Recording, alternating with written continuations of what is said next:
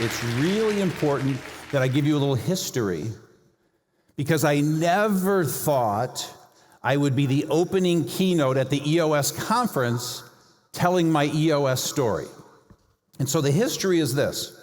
I think this is the 9th EOS Conference, and every year we kick off the conference with an EOS client story. And so we determined very early on it would be very valuable so you could see a client and how they run on EOS. In the first few years, they were clients of mine, so I was so proud to sit in the audience and just watch them shine. Now, I never thought I would be the EOS story. And so Kelly wanted me to do this. And I didn't want to do it. She scheduled a Zoom call, and Kelly and Victoria, who runs the programming for the conference, got me on a Zoom call. And coming into the Zoom call, I knew exactly what they were trying to do. And I went into this Zoom call like this. No, I'm not gonna. And my inner 7-year-old was coming out, and I was convinced I was going to convince them that I'm not going to tell my EOS story. We got on the Zoom call, and 30 minutes later, after a very passionate plea from Kelly, I said, "You got me. I'm in." And so here I am about to deliver my EOS story. And I want you to understand why I said no, why I resist this, why I don't want to do this right now, but I must tell you I very much want to do this now that I prepared, is 2 reasons. Number 1, it just feels arrogant. It feels braggadocious. I don't want to tell my story. You won't find this story anywhere. And number 2 is I'm a teacher. I'm a teacher at heart. I don't want to talk about me. I want to talk about you. I want to hear your problems, and I want to solve your problems. The hell we got to sit around talking about mine? But she convinced me. And supposedly this is valuable. Here's the good news. If this is a disaster, it's all Kelly's fault. I mean, you know how freeing that is? That is so freeing. So I am going to let it fly.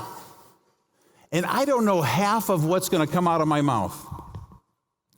But what's important to understand is a little context. The reason we have a client stand up here and share their story is so you can see how they run their business. Very important word. EOS, the Entrepreneurial Operating System, is a way to run your business. What we specialize in here is helping people run their business and get everything they want from their business. It's not about the latest marketing gimmick or sales technique or technology. Oh, I hope I make this point. I hope you get this clearly. That stuff all comes and goes. But the way you run the business and orchestrate your human energy, whoa, it never changes. And we want you to see it up here. Every year, a new client showing you their story, how they do it, so that hopefully you can see yourselves in them. And so while this feels really selfish and arrogant and egotistical and braggadocious to do what I'm about to do, I hope you see yourself in me. And I hope you glean some things that will help you run your business better. The running of your business is the underpinning of what goes on. All that other crap is just a whole lot better when you're running your business well. Does that make sense? Because if it makes sense to you, then I know I'm communicating. I'm going to check with you all morning. So now here's what's important. This story I'm about to tell you is a very specific timeline. It's a very specific 10-year period. It was the 10-year period that Don and I started, ran, built, grew, and sold EOS Worldwide. We grew at 40% a year for 10 straight years. So, 10-year timeline. This is my 10-year visual timeline here for you today. I'm not going to talk about anything prior to the 10 years. You don't need to know any of that. I'm not going to talk about how I created EOS, turning around the family business, the experience in the past, the failures, all that crazy, messy stuff that led me to creating a product. We're going to start on that date for when Don and I signed our papers to start EOS Worldwide. EOS Worldwide. 2 guys in Michigan. Worldwide. And I'm not going to talk about anything after the day I signed on the dotted line and got a nice big check and let go of the baby I birthed, raised, grew, and married off. I'm not going to talk about any of that. Because the day I sold, I had no involvement in the business at all. I was completely free to go do my next thing. Now, I'm not talking about it because I'm concerned about anything. It's none of my business. People find this hard to believe, but whether they run it into the ground or let it realize why it was created, que sera. It's on them now. Now, they, for what it's worth, in the last 7 years, have more than 6x'd the company. They have grown at 35% a year for 7 years. Just a little less growth than Don and I. But who's keeping track? Who's keeping track? It's not a contest. Don. So we're not going to talk about anything after that. Now, I'm doing a Q&A breakout after this. So when we're done and we do our 30-minute break and come back, I'm doing a Q&A in this room. So in everything I'm about to share with you, you get to ask anything. Your questions don't have to be in this time frame.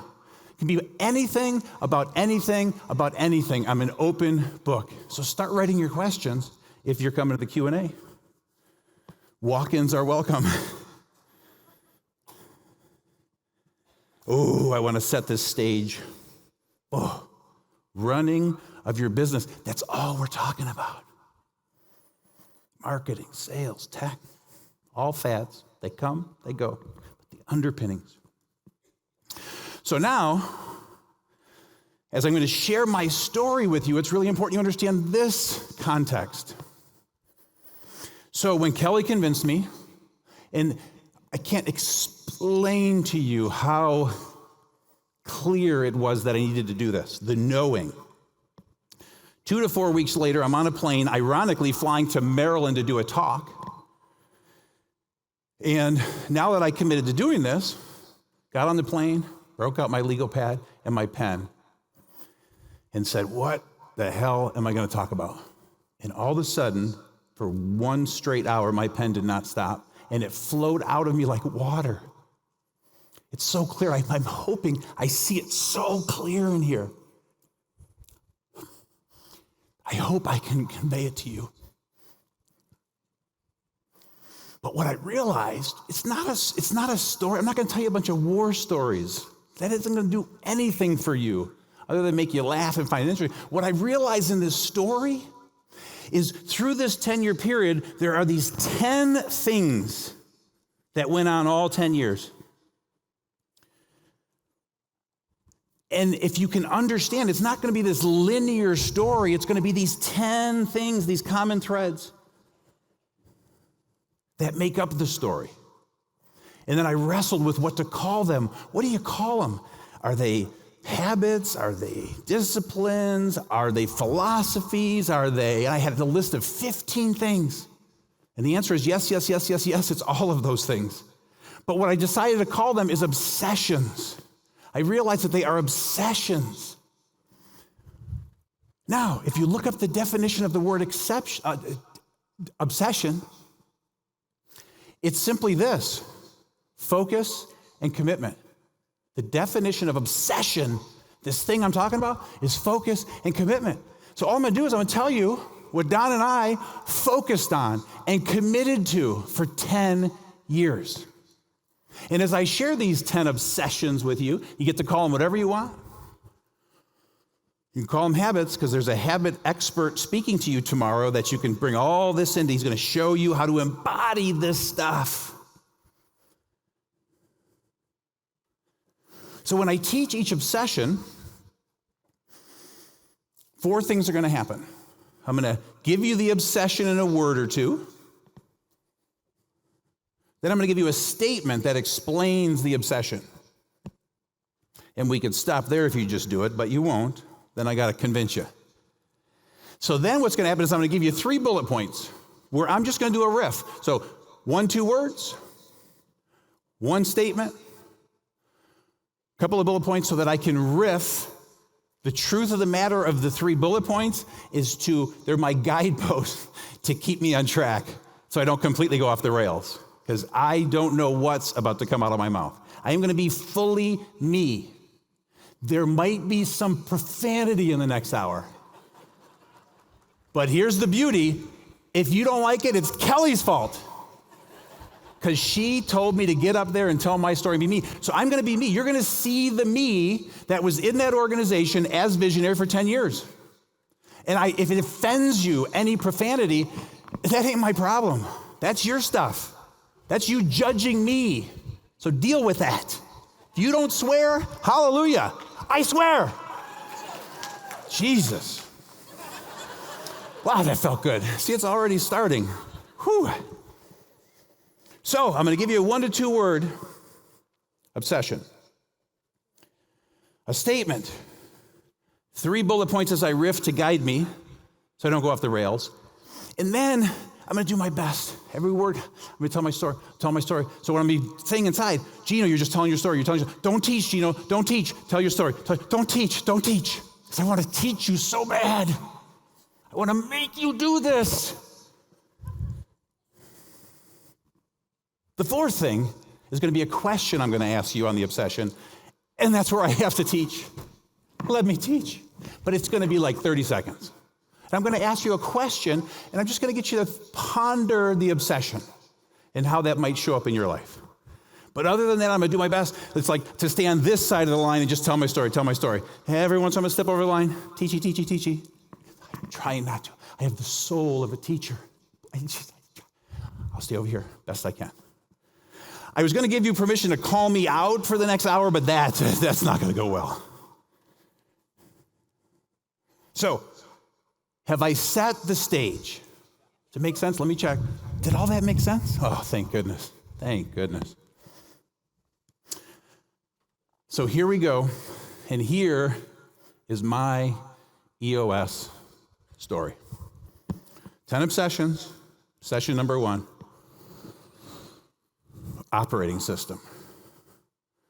1 to 2 word obsession. Then a statement. We ran on EOS from day 1. So this obsession is going to be the obvious one for all of you. You all know EOS, but I just want you to hear it from my perspective. So 3 bullet points. The first one is I call EOS Pure. I was obsessed that we must be EOS Pure because I know what that means. I know it will help us get everything wrong. So I was obsessed. And in that obsession of being EOS Pure, that means that every single person in the organization, from the signing of the papers to start the business, from employee number 1 to person number 300 in the organization, there were a little more than 300 when we sold, every single one of those people knew EOS like the back of their hand. We were EOS Pure, top to bottom, side to side. That's why I wrote, what the heck is EOS? Because it was a tool for your employees to understand what's going on. Because when they get it, that's when you're going to really get to where you want to go. Because they're carrying 80% of the load for you. You're EOS Pure. You might recognize these 2 things, the EOS model and the foundational tools. We were obsessed about them. The EOS model, you might recognize that. Just want to give you my interpretation, my experience. We focused on strengthening those 6 key components every day, all day. We would fill out the organizational checkup constantly to make sure that we're 80% strong or better. Vision component, we are obsessive about making sure that every one of those people, 1 to 300, knew the vision like the back of their hand, and were all bought into the vision. And if they didn't, more on that later. People, we made sure that we had great people top to bottom. More on that in a little bit. Oh, got ahead of myself. Data component, we made sure we had rock solid scorecards, and everyone in the organization, all the way to 300, had a number. Very, very powerful when they all have a number. Issues component. We did not let issues linger. We set them up, knocked them down, solved them. More on that in a bit. You're going to see this common thread through all these obsessions. Process component. We were process fanatics. All of our core processes were documented, simplified, followed by all. And the traction component. Rock solid. Set and achieving rocks. Everyone had rocks. Great meetings. It's nice when you can listen to me drink. And then the EOS foundational tools. Hopefully I'm not insulting your intelligence, but just my perspective. The VTO. We were fanatical about making sure that everyone bought into the VTO. And we would have these fierce debates. And then here's one of my visionary confessions. About 5 years in, right about here, I tried to change our core values. I came in so convinced that it's time to change the core values. And it was a quarterly meeting. I presented it with passion. And thank God my leadership team fought against me so hard because it was such a mistake. But it was a visionary moment. Some of you might be able to relate. The accountability chart was always evolving. We made sure we had the right people in the right seats, but we always, every 6 months, on that journey, every 6 months, that accountability chart looked different. It just kept evolving and growing and reshaping. So you got to stay on it, got to stay on it. That's what we did. Rocks, setting and achieving great rocks, 80% or better every quarter, like clockwork. Incredible meeting pulse. Our level 10s, our quarterly angels, they were passionate, intense, never boring, always rated 10s. Maybe some 9.5s, and a rock-solid scorecard. And I was a fanatic about the scorecard. If there was ever one flaw in that scorecard, I would go cuckoo. The scorecard's got to be perfect. Oh, Gino, we couldn't get that number this week. What the? I don't ever want to hear that again. That's what we run our business on. You get it. You're going to really understand me soon. I'm going to scare the shit out of some of you. And then the third bullet point is the EOS creed. You cannot build a great company on multiple operating systems. You must choose one. So you must cave to one operating system. Now, the EOS creed, which is just a quote of mine that I didn't want to take ownership for in the public outside this room, is a way of saying to the world as a leadership team, and so you're my leadership team for the next hour, you have to cave to one way. And so I was obsessive about making sure that my leadership team caved to one way, one operating system. And a funny client story very quickly talked about, we were about 3 sessions in, and the client says, separate, we are geniuses, talking about each leadership team member. He said, together, we are morons. Because it was 6 different people all trying to do it their own way. It can't work. You must choose one. And so I made sure everybody caved to this way and bought in. So, operating system, we ran on EOS from day one. So here's the question. Here's where I'm going to cross the teaching line. Are you fully committed to running on EOS? Because in this room, we've chosen our operating system. Hopefully you've chosen it, but here's the teaching moment. 72% of you in this room, you have somebody on your leadership team that has not caved. They don't believe in EOS. They are holding you back. You will not realize your vision. You will not get what you want from your business. So back to this side of the line. When I see that, I confront it. And if they don't cave, they're gone. Consider that. But ponder that question. Are you fully committed to running an EOS? And now some of you are going, God, he's kind of a prick. I love it. Number two, obsession number two, know thyself. Oops, sorry. Know thyself. Statement. I knew exactly who I was. I knew exactly who I was. I did so much work on myself.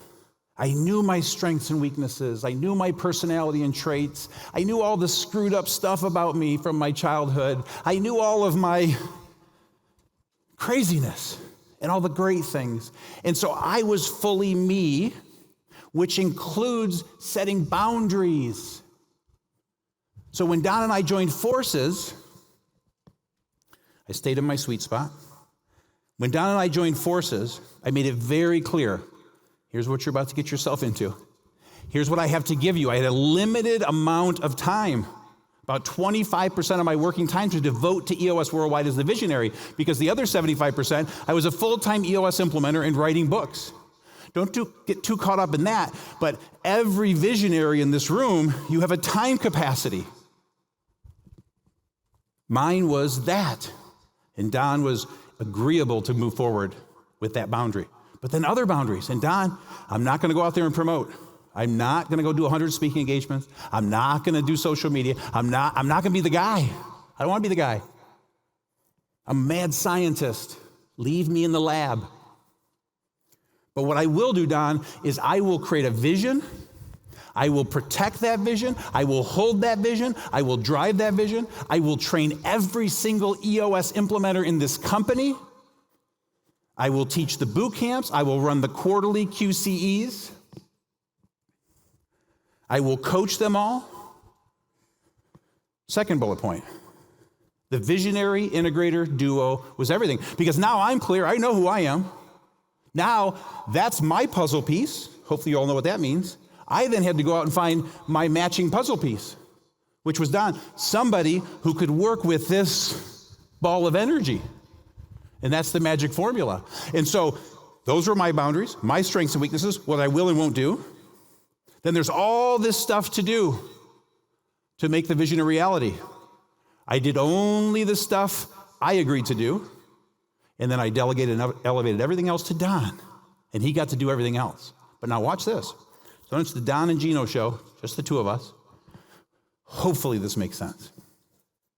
So as we went forward, we were also obsessed about living by the 5 rules. Hopefully you all know those, all of you visionary integrators. Read Rocket Fuel. 5 rules. Stay on the same page. Don and I did a same page meeting every month for 10 years. Technically 8 because I replaced myself in year 8. No end runs. We didn't do any end runs. We didn't allow any end runs. The integrator's a tiebreaker. Don broke the ties. We would fight like hell, but he broke the tie. We were employees when we were in the business. We played by all the rules we expected everybody else to play by, and we maintained mutual respect as much as we duked it out. And so please understand, when I talk about fighting, because you're going to hear me say that a lot, that's just me and how I talk. That's my analogy. For what it's worth, leave me alone. They're my words. You get yours, I get mine. And so I'm a high D. I'm a 98 D on distance. So I'm a pretty intense, driven person. And so is Don. And so when Don and I have a disagreement, it's pretty heated. And it's so much fun. But you low Ds, when you have disagreement, it's like, hey, I don't agree with you. Okay, I'm sorry for doing that. I'll fix it later.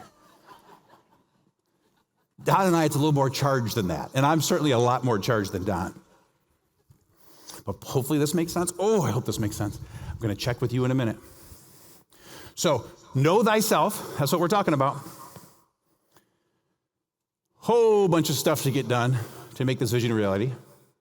I grabbed all the stuff that was mine within my capacity, pushed everything else to Don. Then Don took everything that was left. Same thing. He knew who he was. He grabbed all his stuff and pushed everything down. And then watch this. We built a strong leadership team. So as we went along, Don couldn't do it all. So we hired one of those, and then one of those, and then one of those, and then one of those, as more and more and more kept coming. I'm not going to do any more. If the company triples in size, that doesn't mean I'm going to do triple the work. And some of you are doing triple the work. Delegate and elevate, delegate and elevate. So I protected my boundaries. Don protected his boundaries. Don devoted 60% of his time as integrator. So we were part-time visionary integrator. We were fractional visionary integrator because we could do that as a small company until we replaced ourselves. Then about 5 years in, it's going great, we're growing. I realized it's time for me to replace myself. And so Don and I put in place a 5-year succession plan. First to replace me in 3 years, and then Don in the next 2 years. I went out and I found my candidates, narrowed it down to one, replaced myself right about here. Don then found Kelly, replaced himself right about here. In the last 2 years of that journey, it was then the Peyton and Kelly show, visionary integrator. But the point here is we built a strong, we're obsessed about the best people for what we were doing. All that stuff, me, pass it down, Don, then to Kelly, build a leadership team, and then all of a sudden the company grows. Did that make sense? Oh, good. You got to know yourself. And then here we go, teaching moment. Do you know who you are? You got to understand, at this point, you can't pull anything over on me. Worked with 136 companies over the last 22 years, 2,100 sessions. I watch the visionaries, the shapeshifters. It's so exhausting. You're a different person for everybody. You don't know your boundaries. You're killing yourself. And I was fortunate enough here to have experienced all that, to say, no. I'm not going to end up like one of those. And then from you, so go you, so go them. You got to be the example. That makes sense? Good.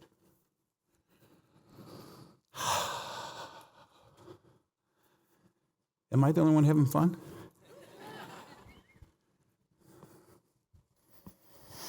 Number 3, passion. Statement. I knew my passion. Passion is everything. Passion is everything. Everything. I believe with every ounce of my being that you can build a company on your passion. There are people walking the earth that don't believe that. And it's most of them. I was doing a podcast. And in preparation for the podcast, I always like to listen to about 5 minutes of one of their previous episodes to just get a flavor of the podcast. And I listened to this perfect 5 minutes where this podcast host that I'm about to spend an hour with, I hear him say, passion is bullshit. So I'm like, oh, this is going to be fun. Anyway, I won that debate in case anybody's curious how that one went. So, 3 bullet points. Keep me on track. My passion is to help people get everything they want from their business. I exist to help you get everything you want from your business. It's why I walk the earth. It is my calling. It's why I'm here. And then what we did is we went out. Once I knew it, I found a guy, Don, that was as passionate about the same thing. And then employee number 3 was passionate about the exact same thing. And then 4, 5, 6, 7, 8, 9, 10, 11, 300 plus. And anyone that wasn't, might sound cold. You want to build a great company? Or don't you? Tough decisions. Because if you understand or hear another thread, it's all about greatness. Do you want to be great? Why would you exist on this planet for any other reason? To fully realize, to truly become and maximize who you are here to be, both you and your company. Why would you do anything else? It takes just as much work. So we found a bunch of people that were as passionate as we were, down to the last person. Everyone was as passionate as we were.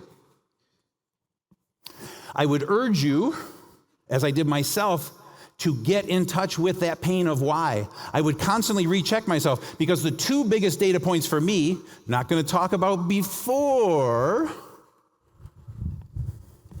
unless it makes a point for now. So I would call back on the two main things that would be my passion checkup. Get in touch with the pain of why, because your passion typically stems from some pain from the past. And so two things, I took over a family business, did a turnaround. And so I saw the pain that my dad was in running his business, and I was able to solve that pain.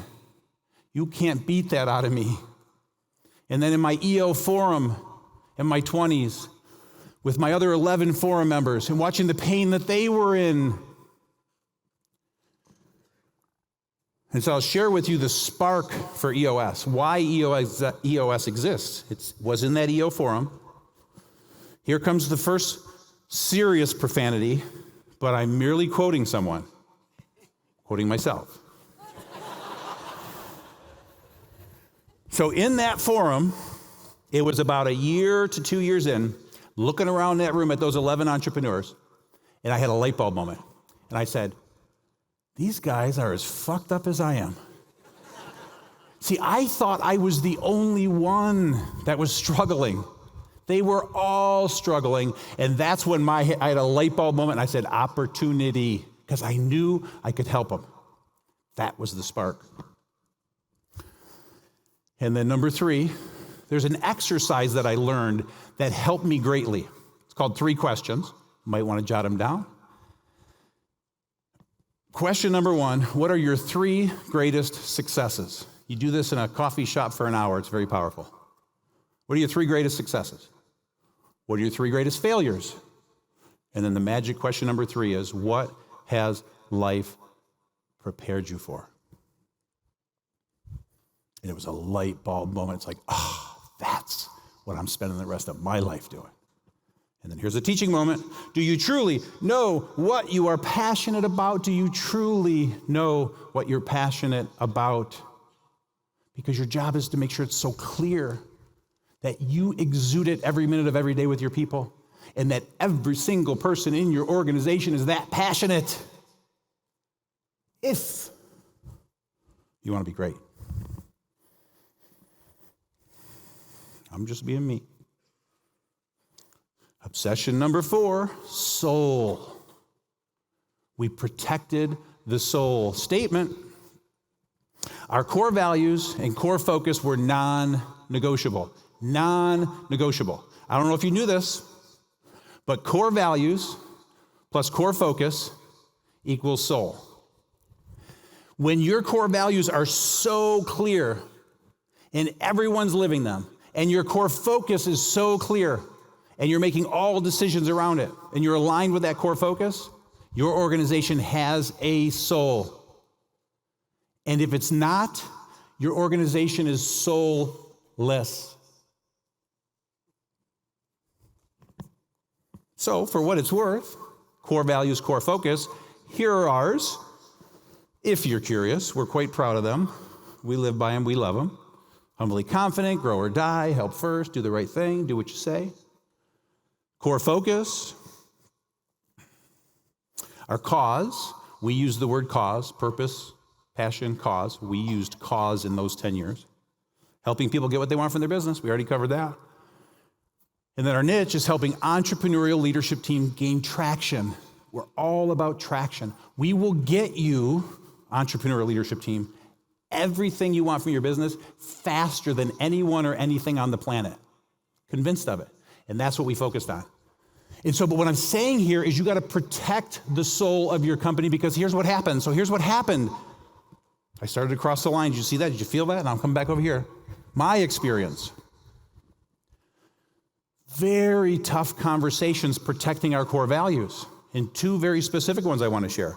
One is, again, Right around year 5, Don and I put in place a succession plan, replaced myself as visionary, identified all my candidates, whittled it down to one, and there was one issue with this person, and I'm just going to use a fake name to protect the innocent, but Mike Payton.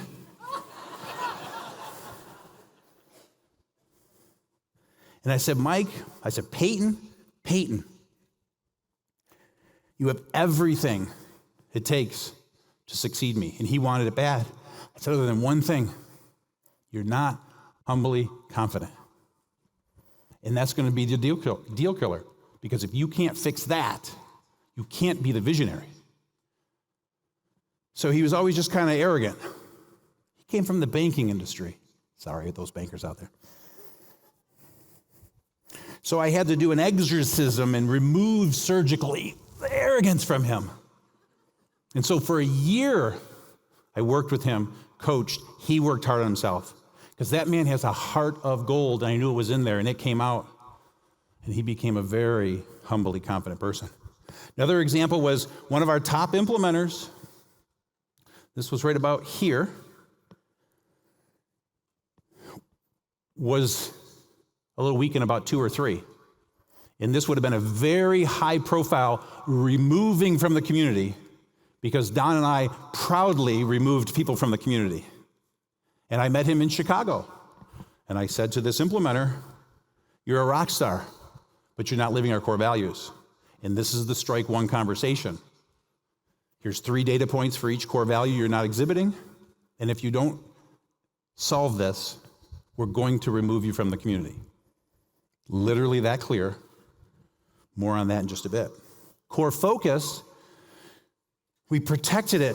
So imagine the waves crashing against a rock. That's what you have to be. Because protecting your core focus, there are going to be so many ideas coming at you. Hey, Gino, why don't we do this? Hey, how about this? How about we get into marketing? How about we buy a sales company and fucking bolt that onto the thing? How about we do this? How about we do that? How about we do this? So I was this rock crashing against the shores. No, we got to stay true. And some of you aren't tough enough to do that. You got to protect your core focus. You got to protect your core values because that's the soul of your company. And when your soul is that strong, hiring is not a problem. They will come calling. And the third bullet point, Jim Collins, the thought leader I have a man crush on, who's made a huge impact on my life with his teachings, has a term he calls preserve the core, stimulate progress. This is it in a nutshell. This is so powerful if you get this. So picture the VTO. Preserve the core values, core focus. That's the core. You got to preserve that. And then stimulate progress, the other 6 sections of the VTO, and that's where you execute the plan. Question, cross the line. Are you protecting the soul of your company? Number 5, consistency. We did the same thing every day, every week, every month, every quarter for 10 years. The same thing over and over and over and over. And so some of you think that's boring. Not going to be great. I call it patience. I'm a very patient man. So we were very consistent, which means here's the 3 legs of the stool, we call it. Here's the whole EOS Worldwide strategy if you want to see it. This is it right here. This is how Don and I built what we built. 40% growth, 10 years. That's the strategy. At the center of that model you see is EOS, our product or service to bring to the world. And then 3 legs of the stool. A great book, great implementers, EOS eyes, EOS implementers, and a strong web platform. And it evolved certainly over time because then it became books, lots of implementers, and the web platform kept growing and becoming more robust. Our Basecamp, our software. And so, but the strategy was every day, every week, every month, every quarter for 10 years was focused on nothing but how do we get more books out into the world? How do we find more of the right implementers? And how do we build an amazing platform that is so sticky and powerful, they can't leave it?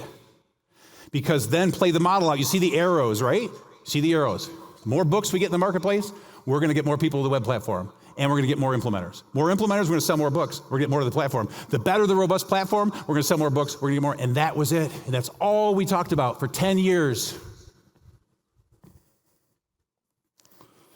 Target market focus. Obsessed. Our target market is privately held 10 to 250 person companies that are entrepreneurial, open-minded, willing to be vulnerable, open and honest. 10,000 times people tried to get me to change it. Gino, what about nonprofits? Gino, what about a 3-person company? Gino, what about a 1,000-person company? Same answer. Our target market is privately held. Publishing, every book I publish, the publishers would try to get me to change that. Don't do that, it's too narrow. You're hurting book sales. If you broaden that, no. I was obsessive because what I know is that's what EOS is designed for. Now, with that said, that just means that 80% of our clients need to be there, and that's what it was. For me, it was as an implementer, and for the people in this room. 10% are smaller, 10% are larger, but they go in knowing that's the target market, and we protect it with our life, and we repeat it over and over and over, because by me being that much of a prick about it here and saying it 10,000 times from here to here, this is a better room of people because you're all target market clients. And it would be less. It would be a little squishier. It'd be a little weaker. It'd be a little less potent if we bent on that. Can't wait to get to the question. And then our SMAC recipe. I'm going to do this fast. But Jim Collins teaches a concept called SMAC. S-M-A-C are the letters. Specific, methodical, consistent. And so very quickly, here's ours. If you want to take a picture of it, you don't really need to. But what this is all about is what are the non-negotiables, the questions I had to answer 1,000 times, the ideas that came at me. So going down the list, no, we're a training company. But Gino, what about this? No, we're a training company. We're a relationship-based company. Hey, Gino, how about we buy a cold list of leads and just blast that? No, we're a relationship-based company. Gino, why didn't you call me back in 15 minutes? Or somebody doesn't call back in 2 days. We respond in 24 hours, but never 15 minutes. We will always maintain an 8.75 rating. The day it's less, we're going out of business. We will maintain a 50% profit margin. And we'll always remain abundance-minded. When we see scarcity, we root it out. Question for you, are you consistent? Are you ready, willing, and able for the next 10 years to do the same thing every day, every week, every month, every quarter for the next 10 years? Number 6, long-range thinking. I thought in 10-year time frames. Oh, if I can convey this. Every decision was a 10-year decision, even the little stuff. I created EOS to last 100 years. So 10-year thinking is thinking in multi-decade terms, long-range thinking. I created EOS to last 100 years. So far, it has lasted 22 years. Whether it makes it 100 or not, who knows? But what I know is it will last longer because I created it with that mindset than if I hadn't. Another example is when somebody comes to you with an idea, and we're sitting here with 10 implementers on our way to 300. And somebody says, hey, how about we go and have dinner with them in their home every month? Hypothetical example. My mind goes to, how are we going to manage that with 300 10 years from now? Every single idea, decision. How are we going to do that? How are we going to do that with 200? How are we going to do that? 10-year thinking. So that's 10-year thinking. Another way of saying this, we say this over and over and over, is greater good long term. What's the best decision for the greater good long term? If you want the definition of greater good long term, see your VTO, assuming you're all on the same page with it. And then one of my favorite quotes from my business mentor, do you want to do what's best for the company, or do you just want to do what you want to do? And this roots out evil. And I'm not saying evil like in a really evil, but the kind of evil that will not make you great. Because if there's anybody in your business that are doing things because that's the way they want to do it, just because they want to do it that way, and with all due love and respect, most of the time it's the visionary. You're never going to be great. So you got every decision, every action, everything has to be in alignment with the long-term greater good of the company, i.e. VTO. Here's the question. are all of your decisions for the long-term greater good. So think about last week's level 10 and that issue you solved, and you put a Band-Aid on that frickin' thing. It's going to blow up in a month. But if you would have said, how do we make this go away forever? Number 7, open and honest. If I leave the world with anything, this is it. Open and honest. And we bake this, I embedded it in EOS so it can never go away. Every session we ever do with you, our expectation is that you're open and honest. Because what I know is, if the world were open and honest, it would be a better place. But at a minimum, if everybody in your organization was open and honest. And so in our organization, we obsessed about open and honest. It's non-negotiable. You got to open yourself up to accept any criticism. Have at me. And you got to be honest.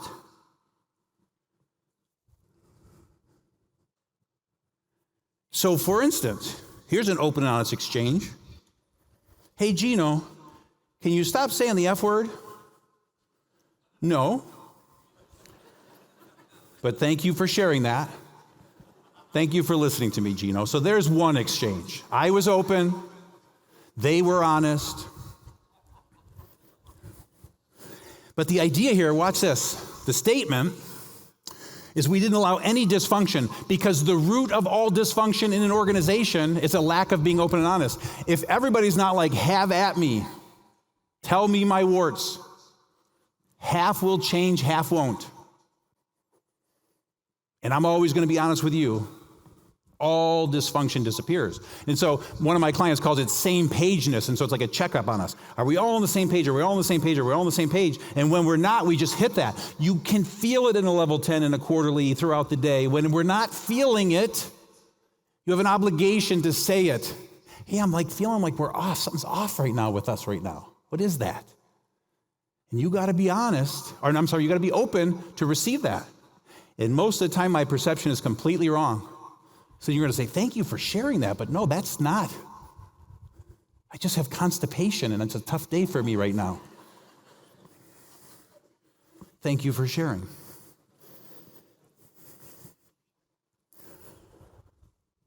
So I texted a handful of people that were on the leadership team during the 10-year run. And I said, I'm about to do my talk at the conference. Do me a favor. Tell me the 3 greatest traits about me during our experience, just so I have some fodder to work with.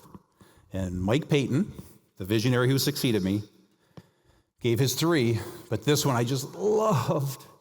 This one, oh, what's the word? It warmed the cockles of my heart. If only I knew what a cockle is, but it was warm.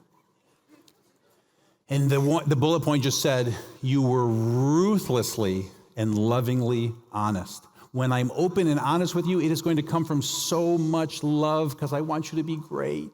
And I want to be great. So send it back with love. But I was ruthlessly and lovingly honest. Oh, let me actually back this up. I don't want you to see that, and you already saw it. I got to tell a little mini story here. So, Kathy and I were having Thai food. And my highlight of the Thai food at the end is to have my amazing dessert that is a fortune cookie. I love reading the fortunes. And so this was the fortune on this one. And this was like a month ago. Perfect timing. If you tell the truth, you don't have to remember anything. Imagine every single person in your organization telling the truth. So now I'm going to jump to the teaching moment, because I want to punch you in the face a little bit on this one. Fighting terms, nothing personal. Used to be a fighter. All comes from love, though. Are you allowing dysfunction? So if everyone in your organization told the truth, you'd root out all dysfunction. Here we go. Because it's typically the visionary on this one too.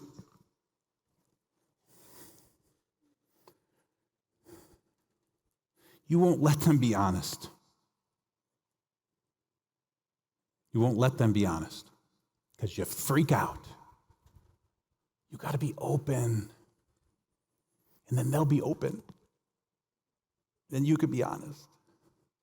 So I let them punch me in the face. I get to punch them in the face. Don and I punched each other in the face an awful lot. And man, was it fun. Number 8, resolution. We were fanatics about resolution. Here's the statement. So, Kelly, is this going the way you had hoped? Oh, no, she said no. So actually, we're going to back up. I'm going to start over. I'm just kidding. We obsessed about tidy bows. So I wrestled with this statement, back and forth, back and forth. And if I could change the PowerPoint this morning, which I couldn't, we were fanatical about resolution, fanatical.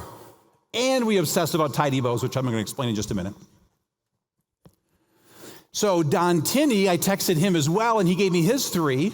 And one of his 3, he said, Gino, you were obsessed with resolving any unresolved issue or matter. You were obsessed about alignment and being on the same page. I was obsessed. Second bullet point, tidy bow, tidy bow. Another nice thing I'd like to leave to the world, tidy bow. Tidy bow means when you're solving an issue, you got to put a tidy bow on it. And so in every meeting, level 10s, quarterlies, annuals, any interaction, I made sure there was a tidy bow on every single conclusion. So I have this radar. We all have this radar. You're just not being open and honest. But at the end of it, IDS, IDS, IDS. Does anybody not know what that is? There's a breakout for it if you don't. You're not S-ing the S. You're not S-ing the S. Now I'm calling myself out on this when I would see it. I always S the S. And I S the S with all my clients. But the point is you IDS, and most teams, my mediocre team here, who's going to be great if they will just do everything I'm telling them right now. Oh, sorry, teaching line. Let me go over here. At the end of IDS, we solve it. We capture a to-do. This I've only seen 4,682 times, so I don't have a lot of data to give you on this one. But it's like we solved it, we grabbed a to-do, and everybody's kind of like relieved to move on to the next one. But you got one person resisting it, and you got one person that doesn't even understand what we just agreed to. And I see it so clear. And I know the train that's about to go into a wreck if we don't say, whoa, whoa, whoa, whoa, whoa. You're not agreeing. What is this? Can you live with it? Can you live with the decision? Well, blah, blah, blah, blah, blah, blah, blah, and you reopen it. And everybody's like, oh, come on, we're in a level 10. We're trying to get through issues. I'm about to solve your biggest problem right now that's going to blow up on you. You got to be more patient. Because when there isn't the sweet sound of agreement, you must hit that. Because some of you have like 30 of those in your company right now, 30 unresolved things that you thought were resolved and somebody grabbed a half-ass to do and barely did that. So what's going on? Can you live with it? You can't. Let me, blah, blah, blah, blah, blah, blah, blah, blah. And at the end of the day, I need to make sure you can live with it if it's the right decision. But he might convince us otherwise because he might be right. Kind of rare, but it happens. But I got to make sure he's all in. And just for the record, if he's not all in on this one, and not all in on this one, not all in on this one, not all in on this one, la, la, la, la, la, la, la, la, he doesn't belong here. But you can be not all in on this one and that. That's what a great team does. But if he's not all in on all of them, I got the wrong person in the wrong seat. And then the person that didn't understand, who's going, you say, it seems like you don't understand what we just decided. Or I can read it. I say, can you just tell me what we decided on just to make sure I know you got it? Oh, blah, blah, blah, blah. Tidy bow, tidy bow, tidy bow. Now, with really big, tough, scary decisions, and they happen. A discipline I like to teach is where you just simply take yourself to the worst case scenario. So what will happen is you're trying to S the S on a really tough issue. You need to be fanatical about resolution, but it's really scary. Just take yourself to the worst case scenario. And I want to give 2 examples. Don and I, a year and a half in, the business model was not working. We were not making any money. The business was going out of business. EOS was almost over and gone on that day. So I took myself to the worst case scenario. And it's like, all right, and Don and I talked about it. So what if you can't build a business like this? And Peyton was very much involved at that point in time. He was our best EOS implementer. And we had this funny saying where we talked about how we just stay home in our underwear and just do base camp and not have to leave the house. So that was our joking backup plan. So if the whole thing goes under, worst case, we'll be implementers and we'll build this amazing base camp. We had a plan B. And then the second one is when we had about 100 implementers, we had 15 rogue implementers called honey badgers. They called themselves the honey badgers.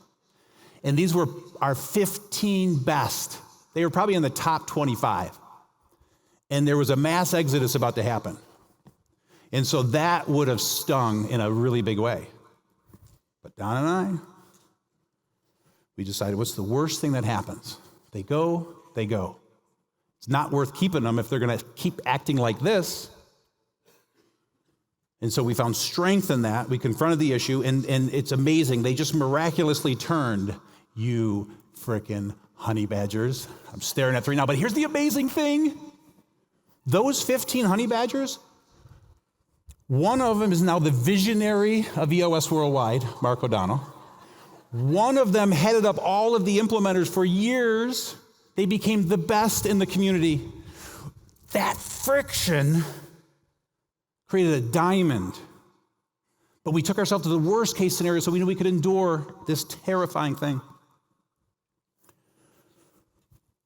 And then the last thing I would suggest is something I call putting a stake in the ground. When it's really big and scary and you have some time, put a stake in the ground. So with the business model change, we were going out of business. I said, all right, if I don't, in 30 days, I'm going to come up with a new solution. Went to a Starbucks, read a few powerful books, and completely changed our business model. Got in the car, called Don and said, Don, I'm about to turn our business on its ear. And I just completely changed the way we do business, and poof, it took off from there. Teaching moment, are you fanatical about resolution? Number 9, value. I obsessed about value. I'll take all the responsibility for this one. And certainly others did. But I was a fanatic about making sure the experience that the client has is second to none. Value, value, value. Because when you provide incredible value, they'll never leave you, and you'll beat all of your competition. Never thought about competition once in my 10-year reign. Competition is irrelevant to me. I'm competing with myself to keep making this thing better and better and better and better every day. Statement, I obsessed about the product being perfect for the client. Bullet points, vision, traction, healthy, vision, traction, healthy. Those were our 3 uniques. We were obsessed about our 3 uniques. Everyone could recite the 3 uniques, vision, traction, healthy, vision, traction, healthy. In our quarterly meetings with the implementers, every other one, we had them stand up in groups of 3, and they had to deliver vision, traction, healthy, our elevator pitch, so that everyone in the company delivered it the exact same way, because that's the value we offer the world. Nobody will get you clear on your vision, gain you traction, get you healthy faster than we can. Number 2, client feedback. Obsessed about client feedback. Rating every session to make sure we're hitting an 8.75 or better. Really needs to be 9 or better, which it is. We average about 9.2 collectively as 850 implementers. Back then, same thing.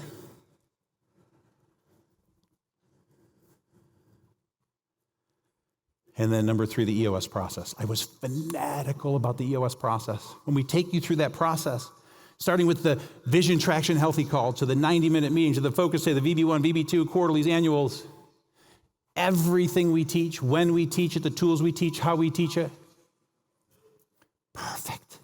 I focus on making every second of that process so that you get the best, fastest result, faster than anyone else on the planet. I figured out how to get the maximum result in the least amount of time. Here's the question. Is your product or service incredibly valuable to your customers and clients? And obsession number 10. Now, this is the first time I'm going to go to my notes because I woke up this morning and changed the way I want to teach this to you. Because the reality is there were like 9 obsessions. And then Kelly, Gino, you got to tell them how you sold. You got to tell them how you sold. It's so unique. It's so rare. You got to tell them how you sold. And I don't want to tell you how I sold because here's the truth. Sold on this day, 7 years later, which is where we are today, they've 6X'd the company, grew at a meager 35%, not quite 40, but 30, if I have not covered that yet. Kidding. By every imaginable metric, that sale was successful. But my neuroses won't allow me to celebrate it. And it's like, I wrestled this morning with, like, so what, like, if it stays in business for 99 more years and then goes out of business, was that a failure sell? And I still kind of feel like it is. So these are my neuroses, okay? But by every metric, the reality is I think I'm finally comfortable to talk about what I did because I really do think I sold well and I sold very unique. And the other thing is, 4 years ago, every investor was offered 3 times their money. So an incredible return on their investment. So that day I was free because everyone got a return on their investment if they took the money. Most didn't, which is probably smart because it's probably worth 6 times as much now. I don't know. Here goes. So what I'm going to do, though, is I'm going to share the 3 bullet points that I was going to share with you. So the statement is, I knew when it was time to sell. The bullet points are 3 criteria: right buyer, right opportunity, right price, 5-year runway, my 8 reasons. Want you to see those, but I'm going to work from this, and I'm going to share it pretty fast because I'm trying to plant a seed. Because here's the truth of what's about to happen in the next 10 years. For probably most of you, your business is going to transition. It's going to. And I told Kelly, I said, Kelly, I don't want to talk about this at the conference because we're going to scare the hell out of all the leadership team members that don't have ownership. And she said, Gino, you have to. She said, Gino, scare them. See, what I believe beyond a shadow of a doubt is it's an opportunity for every single one of you. And you got to talk about this stuff. I'm just going to share with you how I did it. So you're going to transition your business in the next 10 years, most of you, in 4 ways. One of 4 ways. You're going to go out of business, sadly. You're going to transfer the business to your kids. You're going to transfer the business to some outside buyer. Or you're going to transfer the business to your employees, which I hope we see a lot more of that. So it's coming. So I have an obligation, and I'm okay talking about this sale now. What I did first is I read a book called Finish Big. I'd urge you to do that. Whether you do or not, what's interesting, though, is this whole thing I'm about to share with you is all about finishing big. I want you to finish big. Now, these are going to move fast because I'm trying to convey a philosophy. Get your gears turning. So the next thing is I knew what I was going to do after the sale. I've watched so many of my clients not know what they're going to do after the sale. I have the luxury now of seeing 30% of my clients sell in the last 22 years. And most are depressed because their baby's gone and they have no purpose. They don't know what they're going to do afterwards. You got to know what you're going to do afterwards. And you got to decide, do you want to stay involved in the business or don't you? Because most, like 90%, you're forced to because you didn't build a team and a self-managed company, as Dan Sullivan would call it, like Don and I did. So the day it was time to sell, it was running on its own. I sat in the owner's box. I got to just walk away from it. Most, you're so mired in it, when they buy you, you got to stay involved for 3 years and work for somebody as an employee. Some of my clients love it. Some of them hate it. You just got to decide for you. Is this okay, Kelly? So you got to decide if you want to stay involved. I urge you to give yourself a 5-year runway. That's why I'm saying in 10 years, 5-year runway. Don and I did a 5-year runway. So again, right about here, we just put a succession plan to replace ourselves and have a self-managed company by here. I wasn't intending to sell. This is where I was a little ignorant. I already sold one company in the past, but I didn't want to sell EOS Worldwide. But then I realized it was the right thing to do. Give yourself 5-year runway. There's a great vendor here or a sponsor here. It's called Step by Step Exit. Lots of great companies out there. I'm not promoting them for any one reason, but they have this great thing they call 101 rocks to maximize your value. So it's like literally 101 rocks you'll take on over a 5-year period to maximize your value. Kind of a cool concept. But the reason I'm sharing that is that's what I'm saying, 5-year runway. Start to think about who you're going to transfer it to. What it's going to look like. Do you want to be involved? It's all in the accountability chart. Here's what I did that shocked the world. Is the day I decided I was going to sell, I told everybody in the company. Every expert and professional will tell you, do not do that. Hide it from them. Keep them in the dark, and then surprise the shit out of them on the day you sell, and they're going to realize they've been lied to for the last year. Now, with that said, I had the luxury of a very open and honest organization. So open and honest that I could say, hey, I'm selling. Now, it was the presentation of my life. Biggest presentation was when I changed the business model. Second biggest was when I had to tell 180 people I'm selling the company. And I gave them my 8 reasons for why I'm selling, and they got it. And they were supportive, and they were excited. And incidentally, I did something else very unique. I gave them all an opportunity to invest in the business, in the sale, and 30 of them did. I defined my ideal buyer. I created this document with 15 bullet points, and as we went through all of our suitors, they had to sit and listen to me preach that to them. And if you ain't this, you ain't the right buyer. The 3 criteria you see up there, I boiled it down to what I realized for this deal, there's 3 criteria. Number 1, they got to be the right buyer. That was that document. Number 2, it's got to be the right opportunity for Peyton and Kelly. So they had to want to keep Peyton and Kelly. And number 3, it had to be the right price. And by the way, those things all get balanced because I sold to the 3rd highest bidder. I didn't sell for the highest or the 2nd highest because the 3rd one I knew was the right buyer for us and it was the right opportunity for Peyton and Kelly.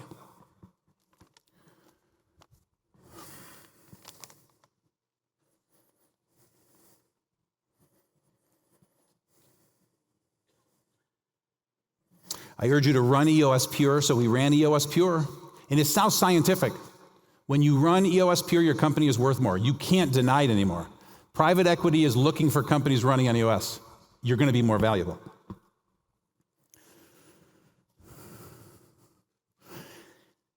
And then this came to me for you, whoever you are. Those 9 obsessions I shared, if you just don't have it in you anymore to do that, that's okay, because I didn't. I just wanted to go back to being an EOS implementer and create a whole bunch of new stuff.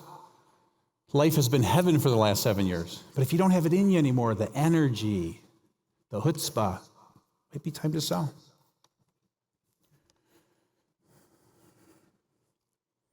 I gave veto power to Don, Peyton, and Kelly.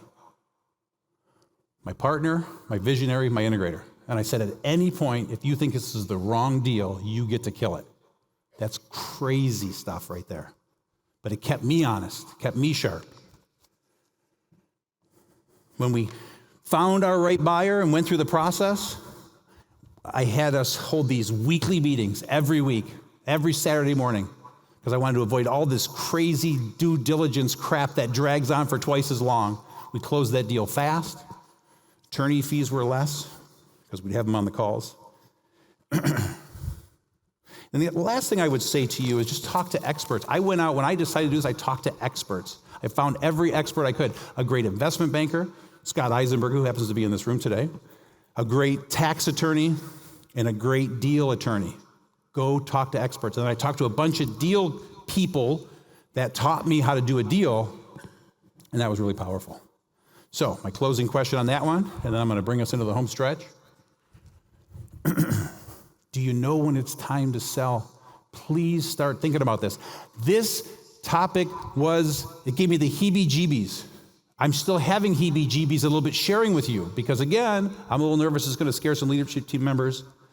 If it does, it's Kelly's fault. But you got to be talking about this stuff, and it's a great opportunity. And I hope more and more and more people start selling to their employees. I think that's a beautiful opportunity in the world right now. And I close with 3 things. Number 1, everything I just told you and everything I did it. Sorry, let me do this first. What I want to do in one slide is give you all 10 obsessions. So if you want to take a picture of this slide, you can. I'm taking it down in like 15 seconds. So if you want to see them all at a glance. That's number 1. That's the fast one. Number 2, everything I just told you I did it living my EOS life. If you're not living your EOS life, it's because you haven't fully implemented EOS in your business and you're not running EOS Pure. I, for 10 years, did what I love with people I love, making a huge difference, being compensated appropriately, with time to pursue other passions. If you're not doing this, please read EOS Life to expedite it. And the third thing, I lived by the 10 disciplines. I introduced these 5 years ago at the conference. I've now put these 10 disciplines in 3 of my books. Very quickly, these 10 disciplines embedded in your life will maximize your energy and manage your energy to become the best version of yourself, outer world and inner world. Very quickly, they are 10-year thinking, take time off, know thyself, be still, know your 100%, say no often, don't do $25 an hour work, prepare every night, put everything in one place. I want you to take a picture of this slide if you want it. And you'll see some of these were in the obsessions. This is to manage your energy. I put these in 3 books, Entrepreneurial Leap, EOS Life, and my new book, Shine, with Rob Dubay. I urge you to go read one of those books. I urge you to implement these in the life. Many of you have. Some of you haven't. But we have a little blessing here today because at 2:30, Rob Dubay, my co-author and partner, is doing a breakout on these. And so if you really want to embed these or brush up on them, go to his breakout. And another little bonus is on April 14th, we're launching our next 10 Disciplines group coaching program, which you go through with cohorts and really embed them in your life. So if you're interested in that, go to the10disciplines.com. April 14th is the next program. And then the last thing I'll share, with everything that I said, if I could only pick one thread that ran through all of this for these 10 years, it was this. That it was built on love. We built it on love. I love EOS. I love my leadership team. I love our clients. I love you. I love our implementers. The leadership team loved EOS, loved the company, loved our clients, loved our implementers. Love, love, love. What I've learned is that I'm just a cushy love ball. And if you would have told me that 5 years ago, whoa, it would have been ugly. But I'm just a cushy love ball. Love ran through everything. Love, love, love. So the 10 years were so freaking hard. What you're about to do in the next 10 years is so freaking hard. I can't tell you how many times I was scared, how many times I was insecure, every time I would go into one of those tough conversations, terrified, every one of them. But I wouldn't trade it for anything. It was the most incredible experience. And so with that, thank you for letting me tell you my story, and I love you. How do you get everybody, in the company to understand EOS and kind of like live by it? I think that's definitely one of the things we have not done. Got it. Do you have an EOS implementer? Yeah, we do. Who is it? I'm just kidding. No, I'm just kidding. So I want to share two things with you, and then what happens with this is, I'm going to do my best to answer your question in minutes. I'm going to look to make sure you have a happy look when I'm done. If not, keep asking, and then we'll see, because I may sideline it with some of you if it's a little deeper than that. But I'm going to suggest two things, okay? So it's how do you get everyone, buying into EOS, following EOS, understanding EOS? So the first is, if there were no books that were written, which is the way things were for the first 5 years of me working with companies, the idea is we call it one tier at a time, one tier at a time, one tier at a time. And just focus on those 5 foundational tools: VTO, accountability chart, rocks, meeting pulse, scorecard. Just focus on those. And you start with your leadership team, and you got to make sure that your leadership team is bought into EOS. They have caved, okay? And so if you got a couple weak links, people resisting, you got to confront that, or it will never go beyond them. So leadership team's got to be bought in. Once they're bought in, you then push it down to the next tier of people. And so these are all leaders and managers on your leadership team. They need to lead and manage their people. And so they then teach those 5 foundational tools to the next tier and the next tier and the next tier. So, we have 6,000 person companies that have gone to every tier. So you just do it till you get to the last person. For a company that struggles with what I just said, 20% of the time my clients bring me in to come and meet with the mid-managers in the next tier to help them build this muscle of doing this because they're struggling. 80% can do it. I hope 80% can. But talk to your implementer about coming in and helping if you need that. And then the last thing is, it's why we wrote What the Heck is EOS?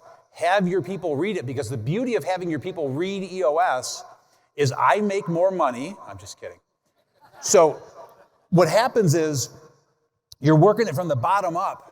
And so these resistant leaders and managers, when you have everybody down here read it, they're going to pull EOS down because they're going to get fired up. So that's what I would suggest to you. Does that help? Thank you. You got it, brother. Now we're going to go over here. Hi, thank you for taking questions. I am a visionary who was guilty of many of the mistakes, the classic visionary mistakes. And now that our company has self-implemented and having tremendous success using EOS, a question that I have is, do you find that there's anything that would be good for a visionary to go back and make amends with some of my previous errors with staff and or with the implementer? Love it. Love it. So I want to share something, and then I want to answer your question. Are you ready for me to answer, or were you about to add one more thing? No, that was it. Thank you. So it's I love that, and I appreciate that. So what I hope is that you made a list of all of your sins, right? Because we're going to talk about confession now, right? But one of the things, if I could have said everything I wanted to say on that talk, it'd be a miracle. But one of the things I would have loved to have squeezed in, there just wasn't time, is what I'm seeing happening more and more now, and I call it "it's me." And it's when a visionary in a session, I've had it happen 3 times in the last 90 days, it's so beautiful, where the visionary finally goes, "It's me. I'm the problem. I now see how I'm holding this team back." So you're in good company, okay? So you've been awakened. So what I would suggest is make that list. Here are all the ways I've sinned. I now see it. And yes, go sit down with each and every one of them. Just for the record, I'm guessing half of them you probably don't, and it's just you need to dig into that thing and why you did that and why you were that way or why you did that. But the other half, yes, sit down, face to face, have an open and honest, and apologize. Take the bullet. The greatest thing you can do as a leader is take the frickin' bullet, even if most of it wasn't your fault. Take the bullet. And all of a sudden, they'll relax, and then they'll share how they really feel, and then you have a wonderful conversation. Does that help? Thank you. Awesome. We're going over here. Hey, my name is Daniel Brindley. I'm a concert promoter here in D.C., actually. EOS has changed my life, specifically EOS Life. I actually went so far as to create a survey that I pushed down to our leadership team, so they're constantly measuring, and I can avoid some really difficult conversations down the line. My question for you is, what are your other passions? And related to that, I have a weird sneaking suspicion that yoga, mindfulness, something's in your life.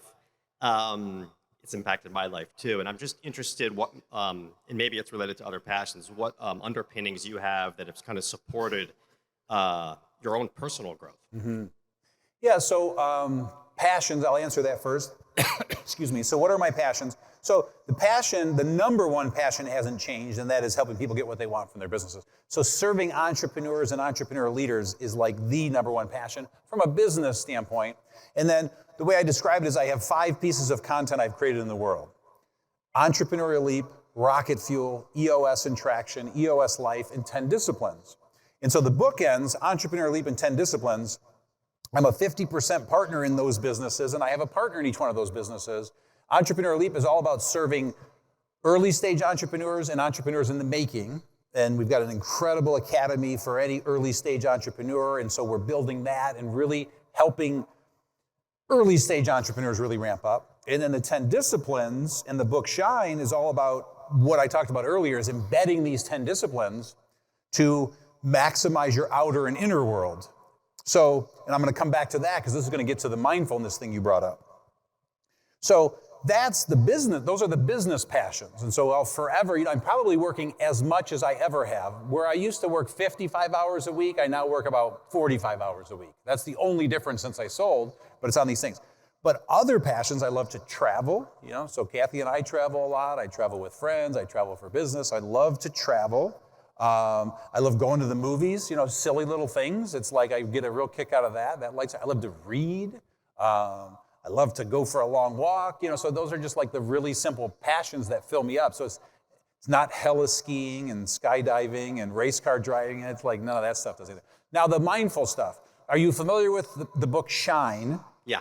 Yeah, and so if you read the first half of Shine, you're going to see clearly what changed in my life in the last 5 years. And when you talk about mindfulness and yoga, so yes, I do yoga. I do yoga about once a month. It's not a strong practice. I do a stillness practice, meditating, journaling, things like that.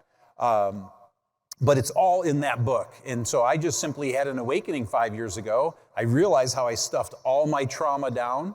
I did it at 15 years old to protect myself from the world, and then created this tough guy persona for 35 years. It served me really well in building an empire, but it was not serving me well internally. And so I learned how to shed all of that, and it's all in Shine. I could sit here and read it to you to give you all those answers, but it would take us a little while. She bought it while you were speaking. Oh, earlier. that's awesome, brother. Appreciate that. Good to go. All right, we're going over here. How did you know it was the right move to invest in Mike rather than continuing to look? How to And invest in what? Mike, Peyton, excuse yeah. me, thank you. And then what was the process training him up? What did that look like? Yeah, great. So, again, I'm going to zoom way out on this one because it started with me going, I always knew I was going to take myself out of the visionary role in the running of the company someday. So what I told all the implementers is I said, I stepped away from being a full-time implementer to build a company so that I could go back to being an implementer. And I would say, someday I'm going to be sitting right back there at those tables with you at our quarterly meetings. And so I always knew I was going to succeed myself. Number two, it was a timing thing where I realized now's the time. And then when we did that, we put in place a 5-year plan. And so we really looked long-term at this. And that was when I was able to then psychologically get ready for this and realize that in the next 3 years, I need to be out of this visionary seat. And so then what I did is Don laid out this beautiful quarter-by-quarter methodical plan to replace me and then replace him. So it started with me getting really clear on what the next visionary looks like, because it was a different visionary than me. So like a funny thing Peyton said to me when he took over is he says, Gino, we can't run this company on handshakes and yelling at people anymore. That was my management style, handshakes and yelling at people. So the company needed to grow up to the next level, and that's what Peyton was able to do. So Peyton was the perfect visionary for 5 years. So I got really clear on what the company needs there. I then put up the radar and searched for who all the potential visionaries were, whittled that down over probably about a 6 to 12 month period to Peyton, and then started having conversations with Peyton, coached him for about a year, and the big issue with him was his arrogance and whether he could become humble, which he did, thank God. But then what would happen, though, in that coaching is he then would shadow me and watch me as I delivered the boot camps and the quarterlies. And so he was just kind of working side by side, for lack of a better term, with me. Then I passed the gavel to him. He still was not the visionary. he took over the quarterlies, he took over training the boot camps, and so I hope that's making sense, and it was just a transitioning everything over to him till the final day that he became the visionary, and I stepped up into the owner's box, and we were, that help? Yes. Was there a feedback process when he was shadowing you and things of that nature, or was that more when you I passed it on? mentioned one of the obsessions about open and honest and resolution. Yes, there was a lot of feedback. And remember what he said, ruthlessly and lovingly honest. He got a whole bunch of ruthless and lovingly honest feedback. Instantly. I didn't save it up, for the monthly meeting with him. It was instant. And so, like, for instance, when he would run the quarterly with all the implementers, or he would do the boot camp, he would get feedback from me as to, here's the 76 things you need to do better if you're going to take this thing over. Does that help? Yes, thank you. Lots of feedback. Going over here. Yeah, hi, Gino. One, I wanted to thank you for EOS. I'm a fractional CTO, and I only work with EOS companies now, but mainly because I was at a previous company that was just a complete shit show. And then they brought EOS in, and I saw what a huge difference that makes for everybody in the organization, but especially the dysfunctional executive team. Yeah. My question is, I've got a client who is exceeding that 50 million kind of line, and they're starting to ask questions around are we getting too large for EOS? And I think my personal opinion is I think they're just not doing it very well still. But they're wondering if there's You beat me to the answer. Yeah, do they get out of the target market size? So help me understand. Let's pick one as an example. So think of the one. How many employees do they now have where they feel like they're outgrowing EOS? They are a franchise organization, so at the corporate level, they're still pretty small. They're under exactly. 30. So here's what I would suggest you. First of all, you answered the most important question there. It's until the franchise corporate office has more than 250 employees, they're not too big for EOS. Okay. So there's some head trash going on with them, and they want out. They want out. Okay. They're trying to find any excuse to not implement EOS. So I have this lovingly thing I say to EOS implementers. I say, run. Okay. So you can't cram EOS down. They got to want it. They got to want it. They got to want it. And I'm not going to spend a minute of my life selling someone on EOS. You got to want it. So, and the best way for them to want it is everybody in the leadership team read traction, and they either fall in love with it and they go, we got to do this, or they say no. So that client is resisting it. So to that specific one, if they have 70,000 franchisees and still less than 250 in a corporate office, they're a target market client. They're two different things. We have 850 EOS implementers and 85 people at the corporate office, and it's a franchise. EOS Worldwide is now a franchise, target market. So, but if you have another one that's exceeding 250 employees, yeah, so until you get there, then ask me, but here's what happens. The ones that at 251 or more still qualify for EOS is they remain entrepreneurial. What happens when they get that big is they start bringing in professional managers, Harvard MBAs. I'm trying not to make a facial expression. I've just had some on leadership teams that's been brutal. But they bring in professional managers that they've been trained a certain way, and they will only do it their way, and they won't cave to an operating system. They start to become very bureaucratic with layers. They start to want to have matrix organization. It gets so complex. But the 10% of our 280,000 companies around the world, 1,000, 2,000, 5,000 employees, they remain entrepreneurial. There's a visionary, there's an integrator. They didn't fall into all those bureaucratic traps. Best answer I got for you. Did that answer it? Absolutely. Thank you so much. It's not your happy look, but something tells me that's your normal face, so I'm going to take that. Exactly. I love it. I love it. Going over here.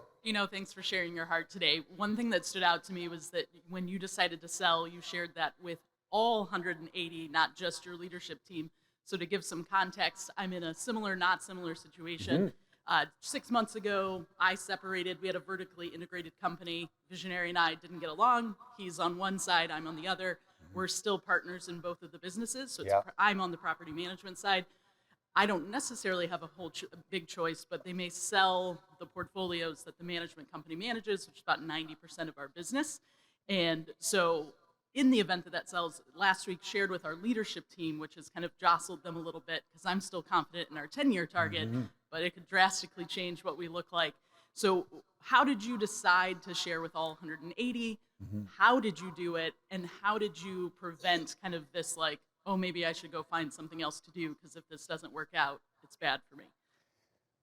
I'm going to answer the first two, and then let's re-ask the third if this doesn't indirectly answer it. So, as I shared in the talk, I made a decision to do something every professional in the selling industry will tell you, do not tell your employees until the day of closing, because really bad stuff's going to happen. I don't agree with that.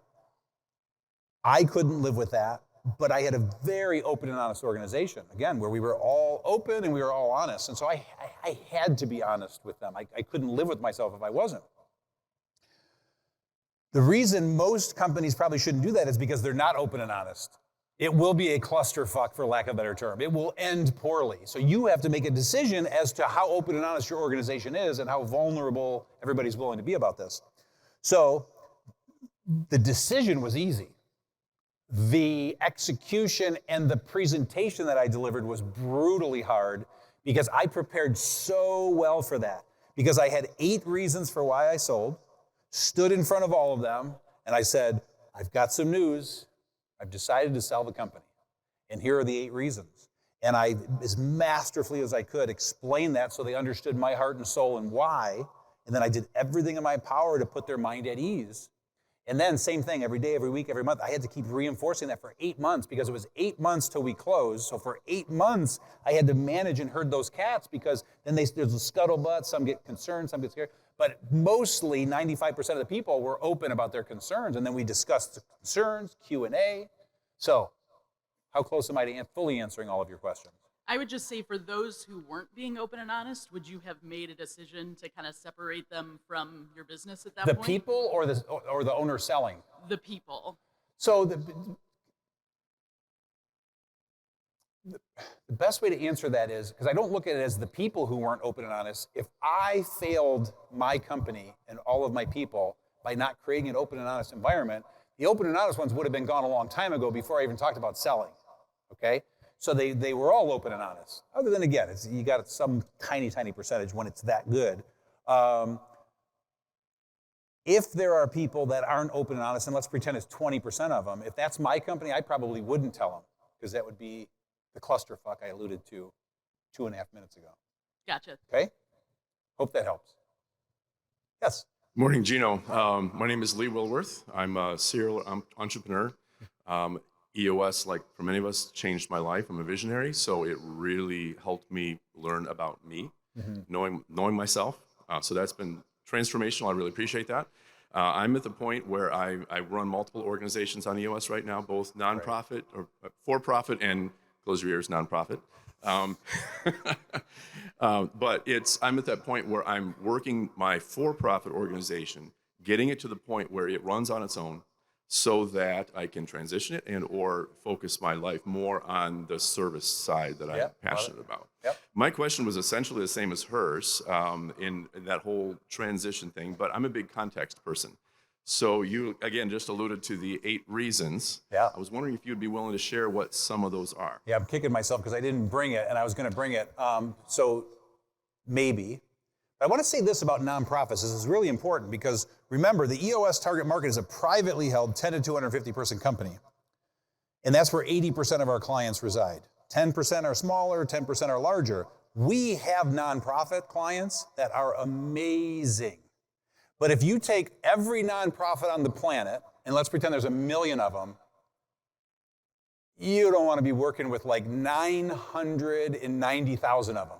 But there's like 10,000 of those million that want to be accountable. It's not kumbaya. I've had 2 nonprofit clients, and they were amazing. So please, we love nonprofits as long as you come in knowing that this thing was created for a for-profit business, hard-charging entrepreneurs. So you got to be that or it's not going to work, for what that's worth. I'm not quite understanding your question because I'm hearing you say, I want to just kind of echo it back to you. You've got these 2 companies. I thought I heard you say you want to transition out of the nonprofit to go into the for-profit, or the other way around. Yeah, so your passion is in the nonprofit. So you want to spin off or sell this for-profit. Correct. So I love that because that's where your passion lies over here, right? Mm-hmm. So I'm not quite sure I hear the question, but now to give you the 8, let me give you the 8 and then see if that fully answers everything. I was going to bring the 8 and I didn't, so I'm kicking myself. I'm going to peek one last time, but I don't think I did. But I can give most of it to you. So it was things like, hold on.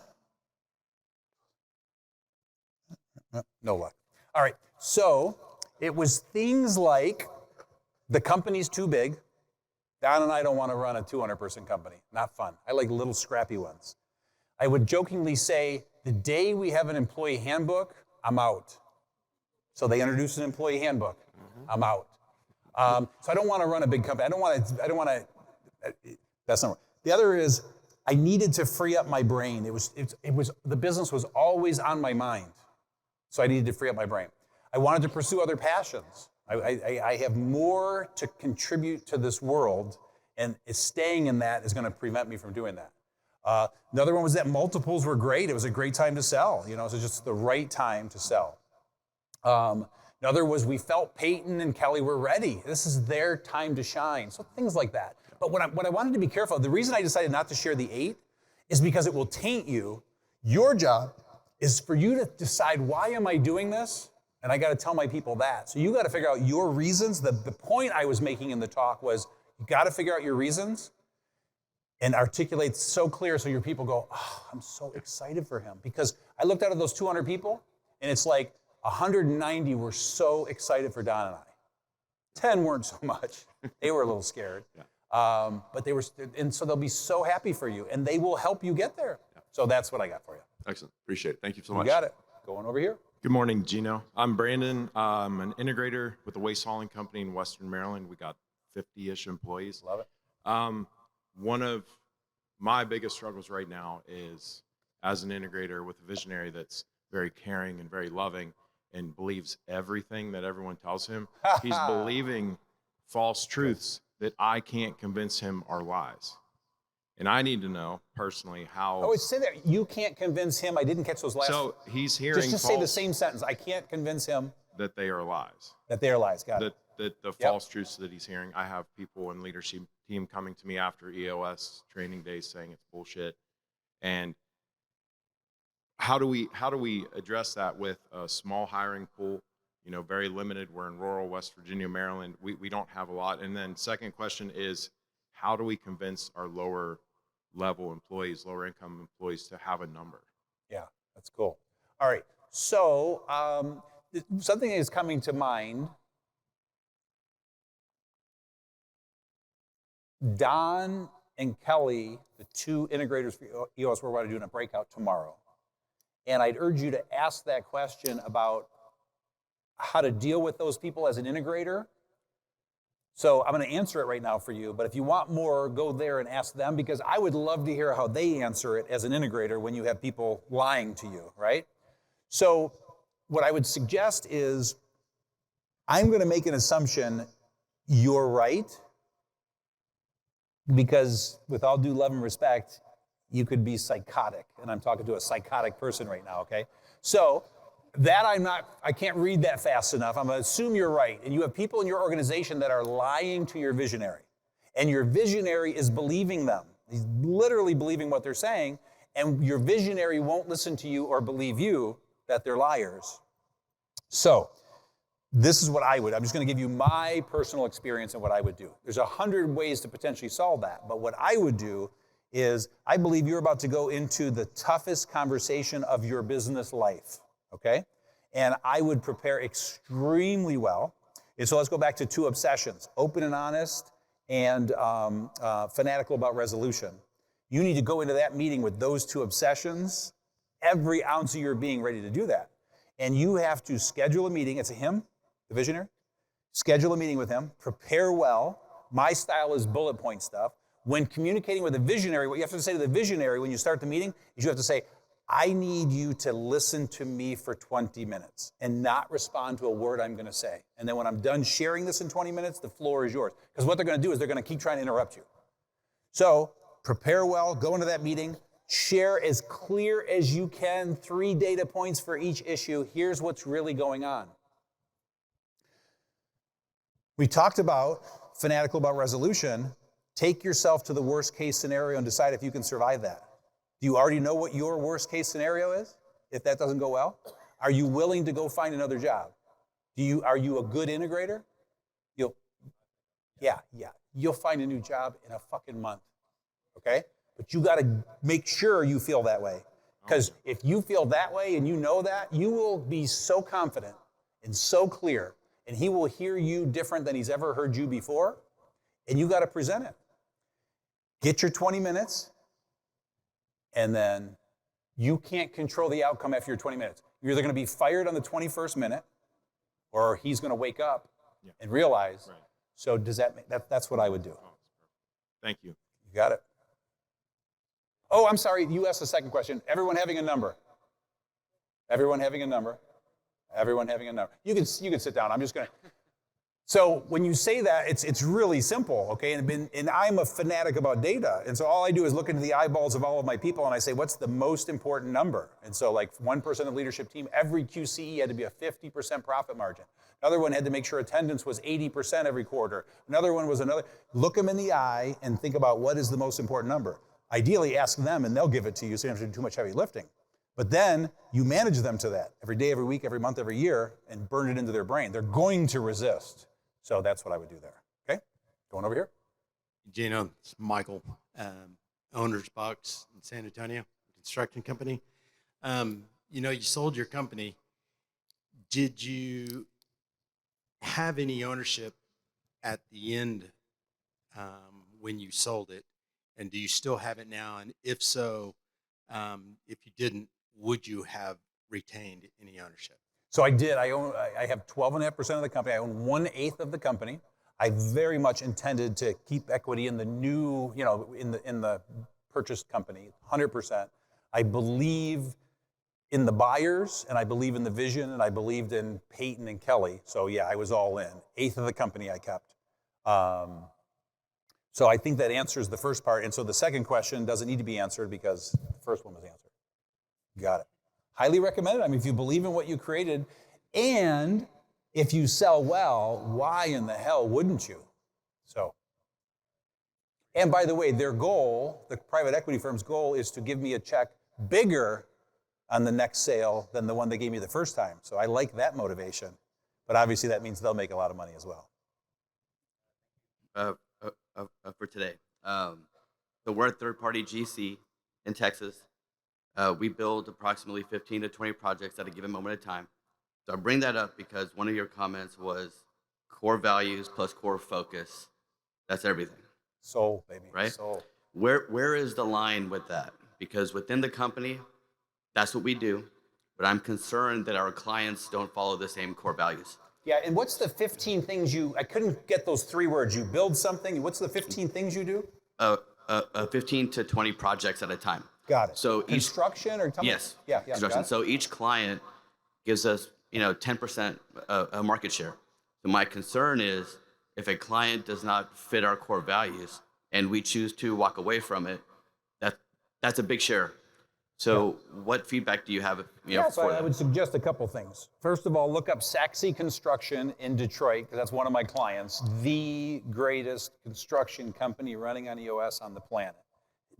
Todd Saxey, the owner, was the first EOS client story in the first conference, I believe, first or second. So I would suggest this. The first thing I would urge you to do is first look internally. How many internal employees do you have? 135. Yeah, so make sure those 135 all have the core values, all buy into the core focus, and you're protecting those 2 things, right? You got that part. Now you're going to do something that most companies can't and don't do, and we have the luxury of doing it at EOS Worldwide. You then take that soul to your clients. So you're embarking on something that is very rare. So first of all, just know that if you do what you're suggesting, you're in rarefied air. That's a really cool thing that you're doing, and I highly recommend it, but it's really hard. And so now what that means is you got to look at those 10 clients, and you got to people analyze your 10 clients. And you got to make sure they reek of your core values, and they are absolutely in alignment with your core focus. And where they're not, you got to have a tough conversation with them. And some will step up, and some won't. And for the 2 that don't, or 3, you got to replace them. So you got to be confident enough, like I know I can replace all of my clients if I need to, if they're not going to play nice. So you got to decide how confident you are. So rarefied air, I would suggest you just start with one. I hope there's 25 other ones to choose from out there in the world that you just go after them. But just start with one. Fix one. And once you fix one, you're going to gain confidence for the second one and the third one. That make sense? That's perfect. Thank you. Love it, man. Love where you're going. All your vendors, all your clients, everybody in alignment with the soul of your company, that's heaven. And that's where we are as EOS implementers. Hey, Gino. I'm Joanne Giordano, and I'm a fractional integrator. And I just wondered what your opinion was about fractional leadership teams. EOS Worldwide was a fractional leadership That's what team. I heard you say today, yeah. Entirely for 10 years. Well, Amazing. for 8 years until Kelly came along. Okay, So yep. she always jokes about how she inherited all these like 1099s. I mean, it was just such this messy, cool entrepreneurial thing. So EOS Worldwide was a virtual company and a fractional company for 8 years. Don gave 60% of his time as integrator. I gave 25% of my time as visionary. The marketing person was a fractional marketing company, and so we had the fractional. The IT guy was fractional. I thought Tyler was sitting somewhere, but anyway, so I'm all for it. Wonderful. And it was virtual. Like our level 10s before Zoom were phone calls, you know? And it all worked because we were, anyway, I think I've said it all. So does that? Wonderful. Yep. That's All great. for it. It so absolutely much. works. But it's a capacity question. It Because is. then we got to a Yep. point where we needed a full-time integrator. We needed a 100%. full-time marketing person. We needed a full-time ops person. We needed a full-time. And so Kelly helped us grow up and bring in Yeah. full-time people. Yeah, our goal is to work ourselves out of a job. That's all we want to do. So That's yeah. how I see it. Yep. Pretty cool. Thanks so much. Awesome. Going over here. Hi, I'm Cheryl. I am hoping you will go back a little bit before EOS to the transition from working for the family to going to your own thing. 20 years ago, I started helping with a family business just to fill some holes. Yeah. About 10 years in, they needed somebody to help them pivot and save things. So I dropped out of school, learned everything I could about business, found Awesome. EOS, Awesome. was able to turn the company around. Very proud of that. We're about to sell, which leaves me in a position where I'm suddenly going from pulled in 30 directions all day long, every day long, into an opportunity to do something new. When you were in that spot, how did you find the energy and clarity to be able to refocus, figure out your passion, and then start EOS? Are you the integrator or visionary? You may have said it. Integrator. You're Sorry. the integrator. Okay, great. I had a feeling. I was the integrator as well. Are you convinced that that's what you are as an integrator? Do you think you might be a visionary who got stuck in an integrator role? What do you have the soul of? When lean a little bit more towards integrator with some visionary tendencies.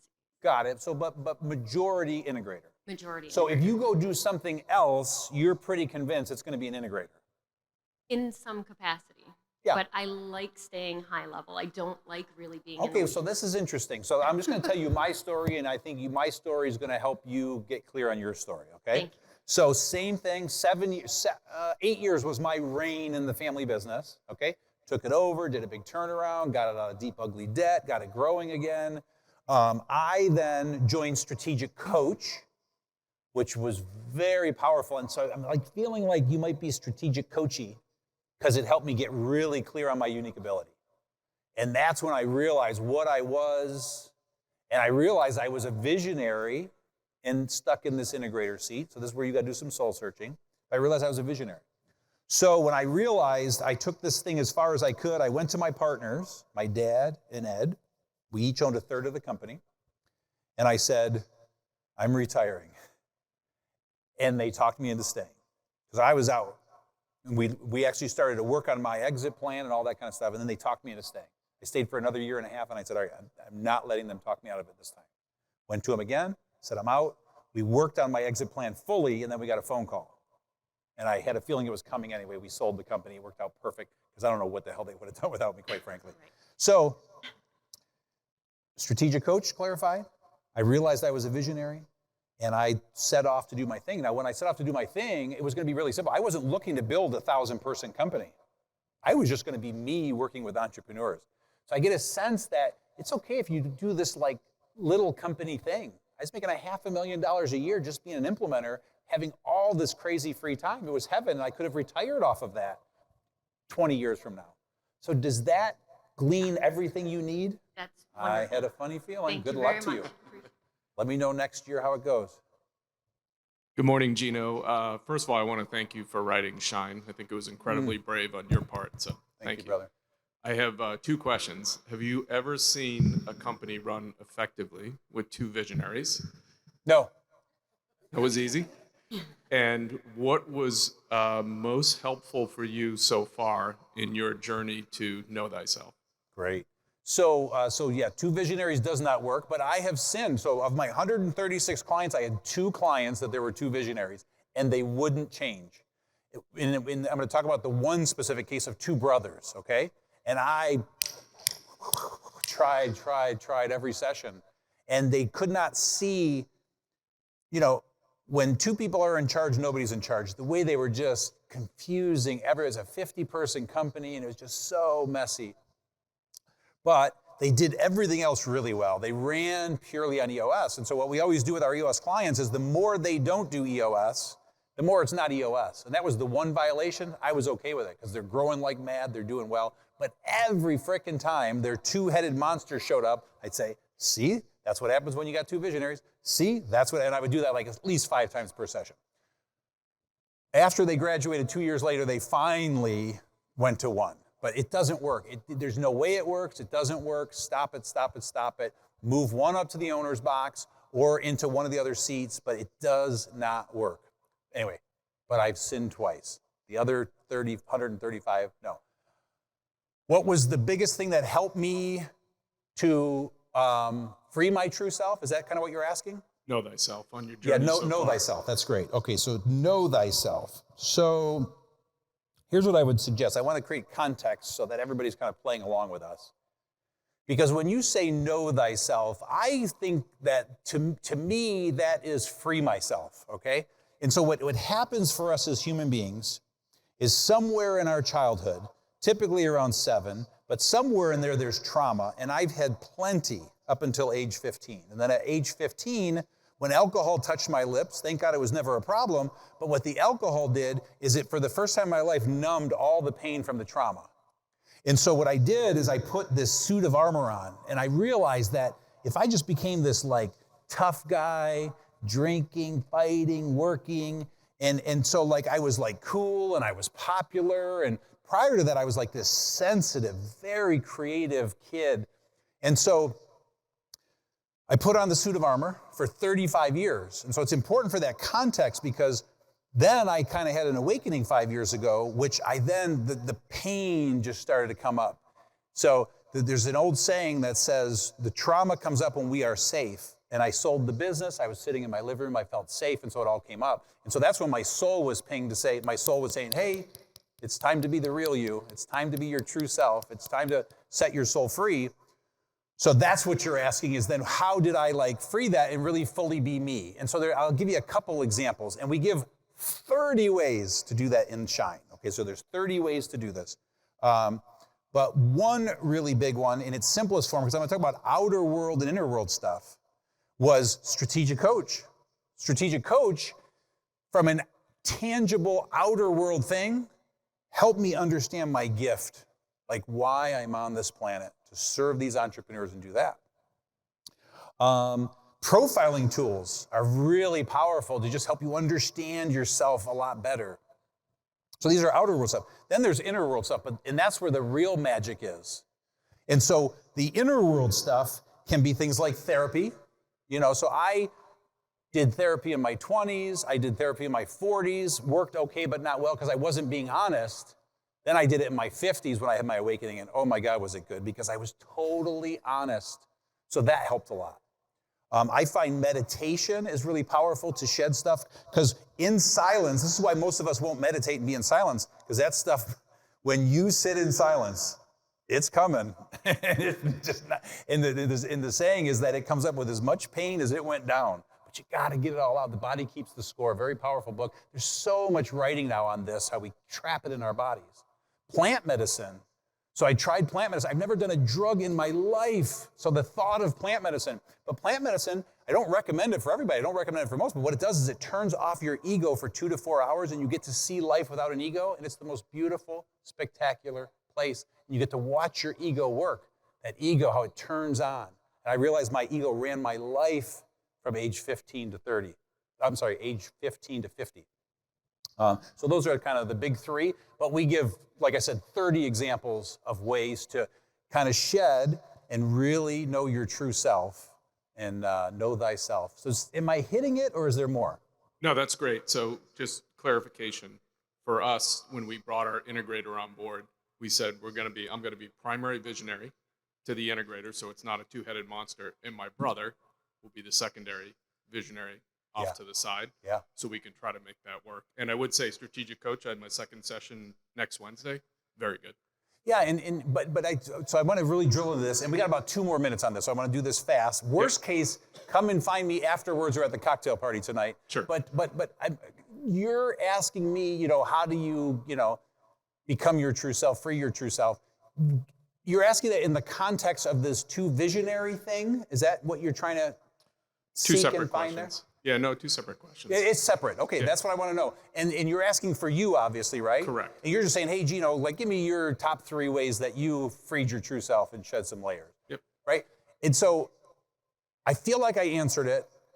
That's not your satisfied look, and I want you to be satisfied. So can you just re-ask it if I'm missing something? No, you're spot on. I think everybody's journey is different. I think you talked about something in Boulder that you did or you do on a regular basis. I've been going to Boulder for 25 years. It's 25 different things. I call those shedding layers. But that's working with all different kinds of healers and interesting coaches. Energy healers and things so it's all kinds of crazy. I've done sweat lodges. I've done it all. And every single thing helped. And it took another layer off. So it all works. And by the way, the 4th thing I always share is 2 really powerful books, Letting Go by David Hawkins and The Untethered Soul by Michael Singer. Very good. Very, very powerful. Don would say, just read the Bible, damn it. It's all in there. So for what it's worth, I want to give a little shout out to, because he's sitting there going, I hate when he talks about this fucking shit, because if they would all just read the Bible, everything would be solved. I say that with love. Does that answer it? Perfect. Thank you. Thank goodness. Going over here. Hello. This morning you mentioned that you did something to flip the business plan on its head. Mm-hmm. Can you tell us more about that? Yeah. I can give you the 2-minute version of that. So the business was failing and it wasn't working, and Don and I were at our wits' end. In worst case, Peyton and I were going to sit in our underwears right? That was the worst case. We took ourselves to the worst case. I put a stake in the ground. Can't remember the exact time frame, but I put a stake in the ground and I said, by this date, I'm going to figure this thing out. And so what I did is I went into a Starbucks and I read 2 books, The Starfish and the Spider and Tribes by Seth Godin. You don't have to run out and read those. They were appropriate for my business model. They're probably not appropriate for your business model. But what it introduced me to is an open source, autonomous model, okay? But that was just one of 100 data points. And so the way I described it, I sat in that Starbucks all day. I read those 2 books. I poured over all the data points, why it's not working, what's possible. And then it came to me so clearly after all that what we're going to do is we're going to create a total open source business. We are going to give the content away to the world. We are going to take our internal base camp where we train all of our implementers and we're going to open it up to the world. And then we're just going to have all of those implementers pay us to play with us. And everything's going to be abundance-based and open source. Where prior to that, it was a licensing model where we took 15% of everything they generated. Well, when you have half of the implementers that are generating 0, I did the math, and 15% of 0 was 0. So we just had them pay to play with us. And then poof, it just took off. And so as I presented that presentation of my life, 20 implementers, do you think we had in the room? And so 20 of them scared the shit out of them because they weren't making any money, and all of a sudden they start coughing up money. But like Peyton was making, at the time, $500,000, maybe even more than that, paying us 15%, $75,000. All of a sudden we said, Peyton, you're going to start paying us $10,000, and you're going to keep the other $65,000. And he comes up at the break and says, Gino, you just bought me a Mercedes. Thanks, brother. So some won, some got scared, but it was all just now accountability based. You got to perform. Does that help? Yeah. Thank you. Cool. Going over here. So I'm going to build on the shine topic. Yes. In shine, you talk about making decisions out of pure love, and as part of that, you talk about sitting in silence to pay attention to sensations in your body, and what that might be telling you either through a blockage or intuition. So my question is, what resources or practices recommend to help in that fine tuning or paying attention to the sensations in your body and extracting the meaning and breaking through? Have you read Shine by chance? Great. And so there's 2 exercises in there I would highly recommend. But if I'm hearing you right, you're asking, how do I listen to my body better so these things can come up, right? So there's one exercise, we call it like the pick one exercise. And so what we do is we take somebody through an exercise where we get you to think about 3 events in your life that were traumatic, have energy around them. And then we ask you to pick the lightest one, okay? Just to practice this. And then we take you through a process where you just think about that. When you feel where the sensation comes up, it will always come up. And it's all in the book. But then we get you to then focus on where it is, what shape is it, what color is it, and just focus on it. And it will dissipate in typically about 90 seconds, but sometimes 90 days. So that's one example. Another example is the true self exercise, where we take you through the exercise to take everything out of your life, and it's just you coming to meet you. And there's going to be some pain that comes up. The thing is going to come up in that exercise. The other thing I would suggest is there's some really great books, like The Body Keeps the Score. Have you read that? I would read that, because what that's going to do is it's going to help you understand what's really going on. Gabor Mate has some amazing stuff on tapping into your body. Again, Untethered Soul I mentioned. So those are some of the things I would suggest. But again, in Shine, we give like 30 resources. Am I hitting it? Because I really want to make sure I'm giving you something that you're looking for. And I think you've mentioned meditation, just sitting in stillness, energy healing. Like all of those things seem to be getting close to it. Yeah. But I think I'm waiting for something that's going to be like, oh, that's what she Yeah. did. So, but here's the thing. Like, I was really stuck on some things, and it was actually my doctor in Nashville that said I would suggest you try plant medicine. You know, and again, it's a shit show out there with plant medicine. I don't recommend it to everybody, but that's what I needed to take a sledgehammer to my ego, because my ego was so strong. So I'm not saying go do plant medicine, but I would look into it, because you might be stuck right now and you need something stronger to break that ego loose that's hanging on really tight, because our egos get very scared when it's time for them to take the back seat. We can never get rid of it, but taking the back seat to our souls. And so right now, your ego is probably very scared, even having this conversation, but you just start to pay attention of what's coming up. And so some of those deeper things might be the right thing for you. But read The Body Keeps the Score. My gut is telling me read Body Keeps the Score, because you're going to see a whole bunch of other ways to do it as well. Hi, Gino. Hey, how are you? I'm great. Thank you for putting the love in everything. My question is out of curiosity, right? I read all the books that you talked about, and when you chose EOS Worldwide, what was your vision of the worldwide? So when Don and I picked that name, EOS Worldwide, right, and we filed that name as a company, you're asking, why did we name the company that? Right? Like, I'm on the other side of the world. So Yeah. when you say worldwide, I'm just curious, really. I had no doubt in my mind. I saw in my mind every single night that book going all over the world, people coming to us from all over the world. I just knew. But remember, 10,000 companies running on what EOS is what led us. So we knew this thing was going all over the world. And so it's like you asked the question, it's like a no-brainer to me. And I don't know which one of us came up with worldwide, but failure was not an option. This was not only going to be a United States thing. There's no question about that. Does that help? Yes, that's all I need. Thank you. Great. A lot of uncertainty in the world right now. A lot of what? A lot of uncertainty. Sure, yeah. With what's going on with the economic climate. And I'm Yeah. not sure if you saw the news today and everything that's going on this morning. This can cause a lot of businesses to push the pause button on anything they might see as discretionary. So I have to imagine this might affect EOS implementers. What advice would you have for the EOS implementers that maybe are not going to get as much business right now, or businesses that might be affected by uncertainty in the market? Got it. Are you one of those? Certainly. Gotcha. Yeah. How long have you been with us? Off and on for 10 years, but with an implementer for the last 2. When did you do boot camp? In terms of the first day of... When did you graduate boot camp? graduate boot camp. Oh, you're not a Oh, I'm not an professional- implementer. No, I'm not an implementer. No, my business is similar to yours. That's why I was asking. Oh, you have a similar business. Yes. And yes, so yes, you yes. have implementers, but they're coaches or That's whatever right. they are. Yeah, That's right. listen, we love competition. I have sat with more competitors and taught them what I did. Complimentary, not competition. Hey, but Sarah, brother. It's Yeah, okay. Yeah. It's okay. It's okay. I promise you're not competition. Bring it on, motherfucker. Bring it on. So we are fanatical with our implementers that come to us. You have to have a sphere of influence.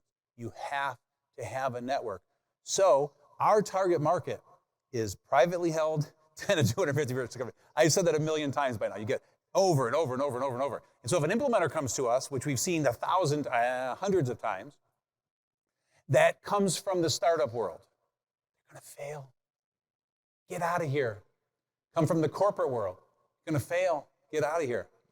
So do you have a network of people with 10 to 250 people companies that you can tap into that will rant and rave about you and the floodgates will open?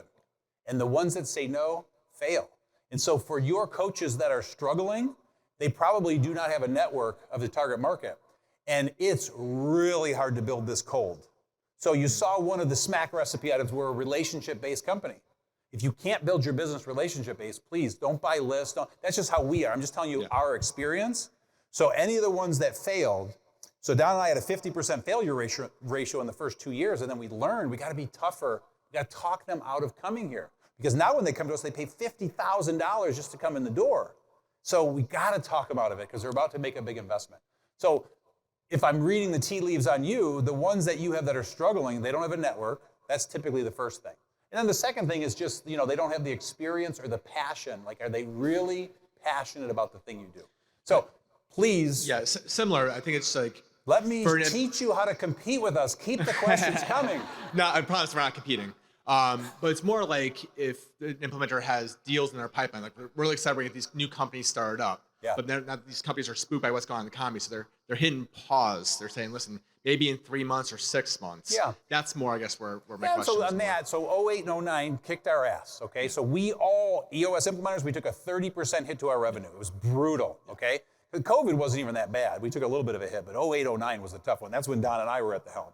So my business mentor, 10-year thinking, said there's a 10-year business cycle. Every 10 years, same thing happens for every business. 2 great years, 6 good years, 2 terrible years. It's going to happen every 10 years. It happened for me for 30 years now. Every 10 years, that has happened for me. So we had our 2 tough years in 08, 09, so we had to endure.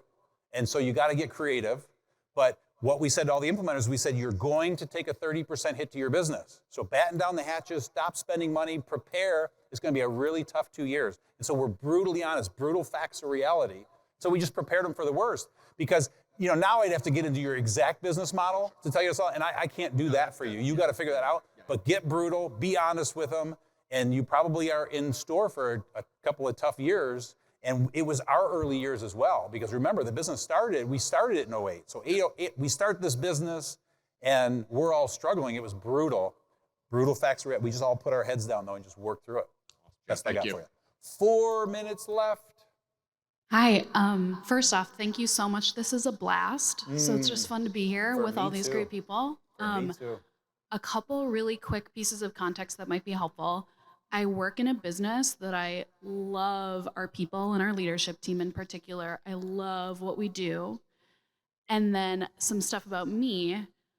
I have some middle child and some Midwestern shit. And the open and honest piece is hard for me. Mm-hmm. So I've been working on that. I've learned a lot and grown a lot in that in our leadership team in the past couple years. But there are some know yourself issues in our leadership team that I think need to be called out, and I think I might be the person to do it, and it scares the shit out of me. Yes, it should.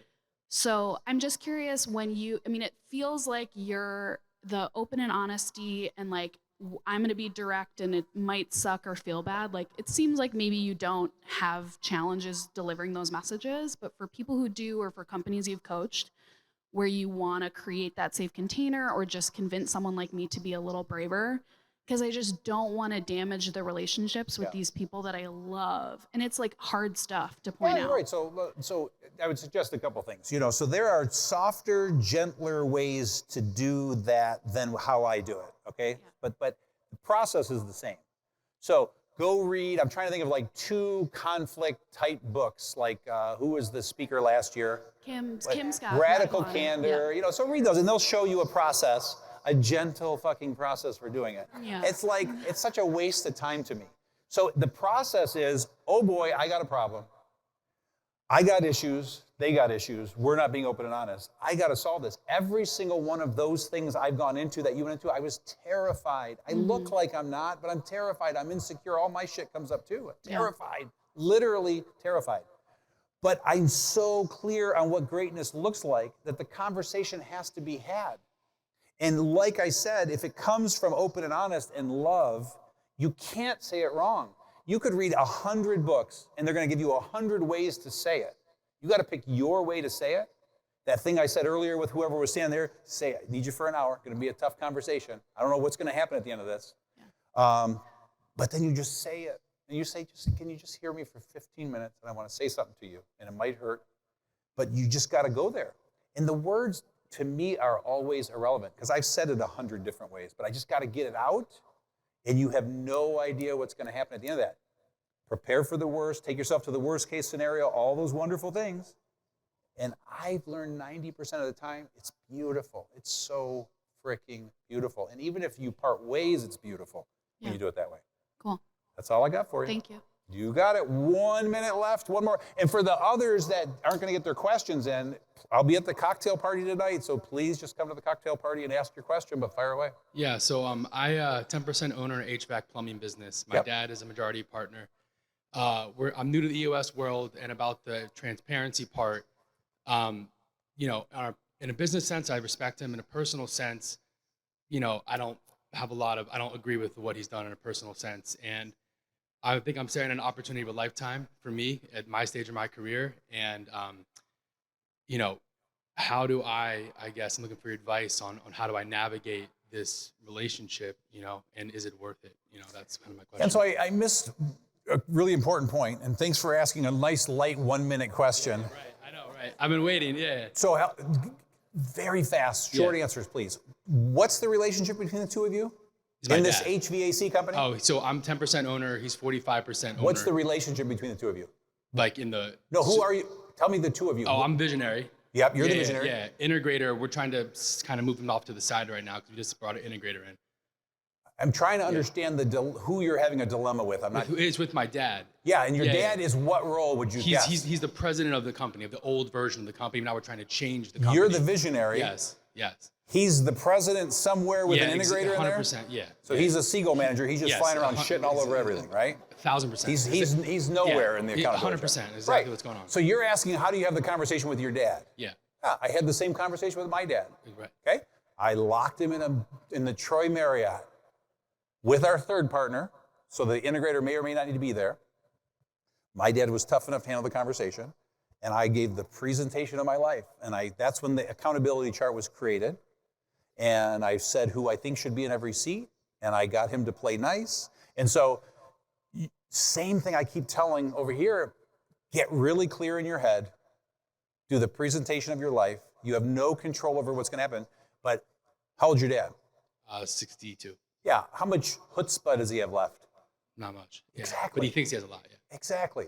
So you got to put his mind at ease, let him ride off into the sunset. But at the end of the day, you can't control it. If he's going to keep shitting all over everything, you got a decision to make. Yeah. I decided to move on. It's really hard. Yeah. We went to therapy together. We just couldn't figure out how to fully function that business together. But we functioned well enough to fix it, grow it, all that kind of stuff. But it was too much. It's too much. I don't want to manage somebody that hard. Too much. So I get a sense you're going to be just fine whatever the fuck you do, okay? Go buy another HVAC company. You know what I mean? Yeah, thank you. Best I got for you. There it is, everybody. Thank you so much. This was awesome. What a blast. See you at the cocktail party.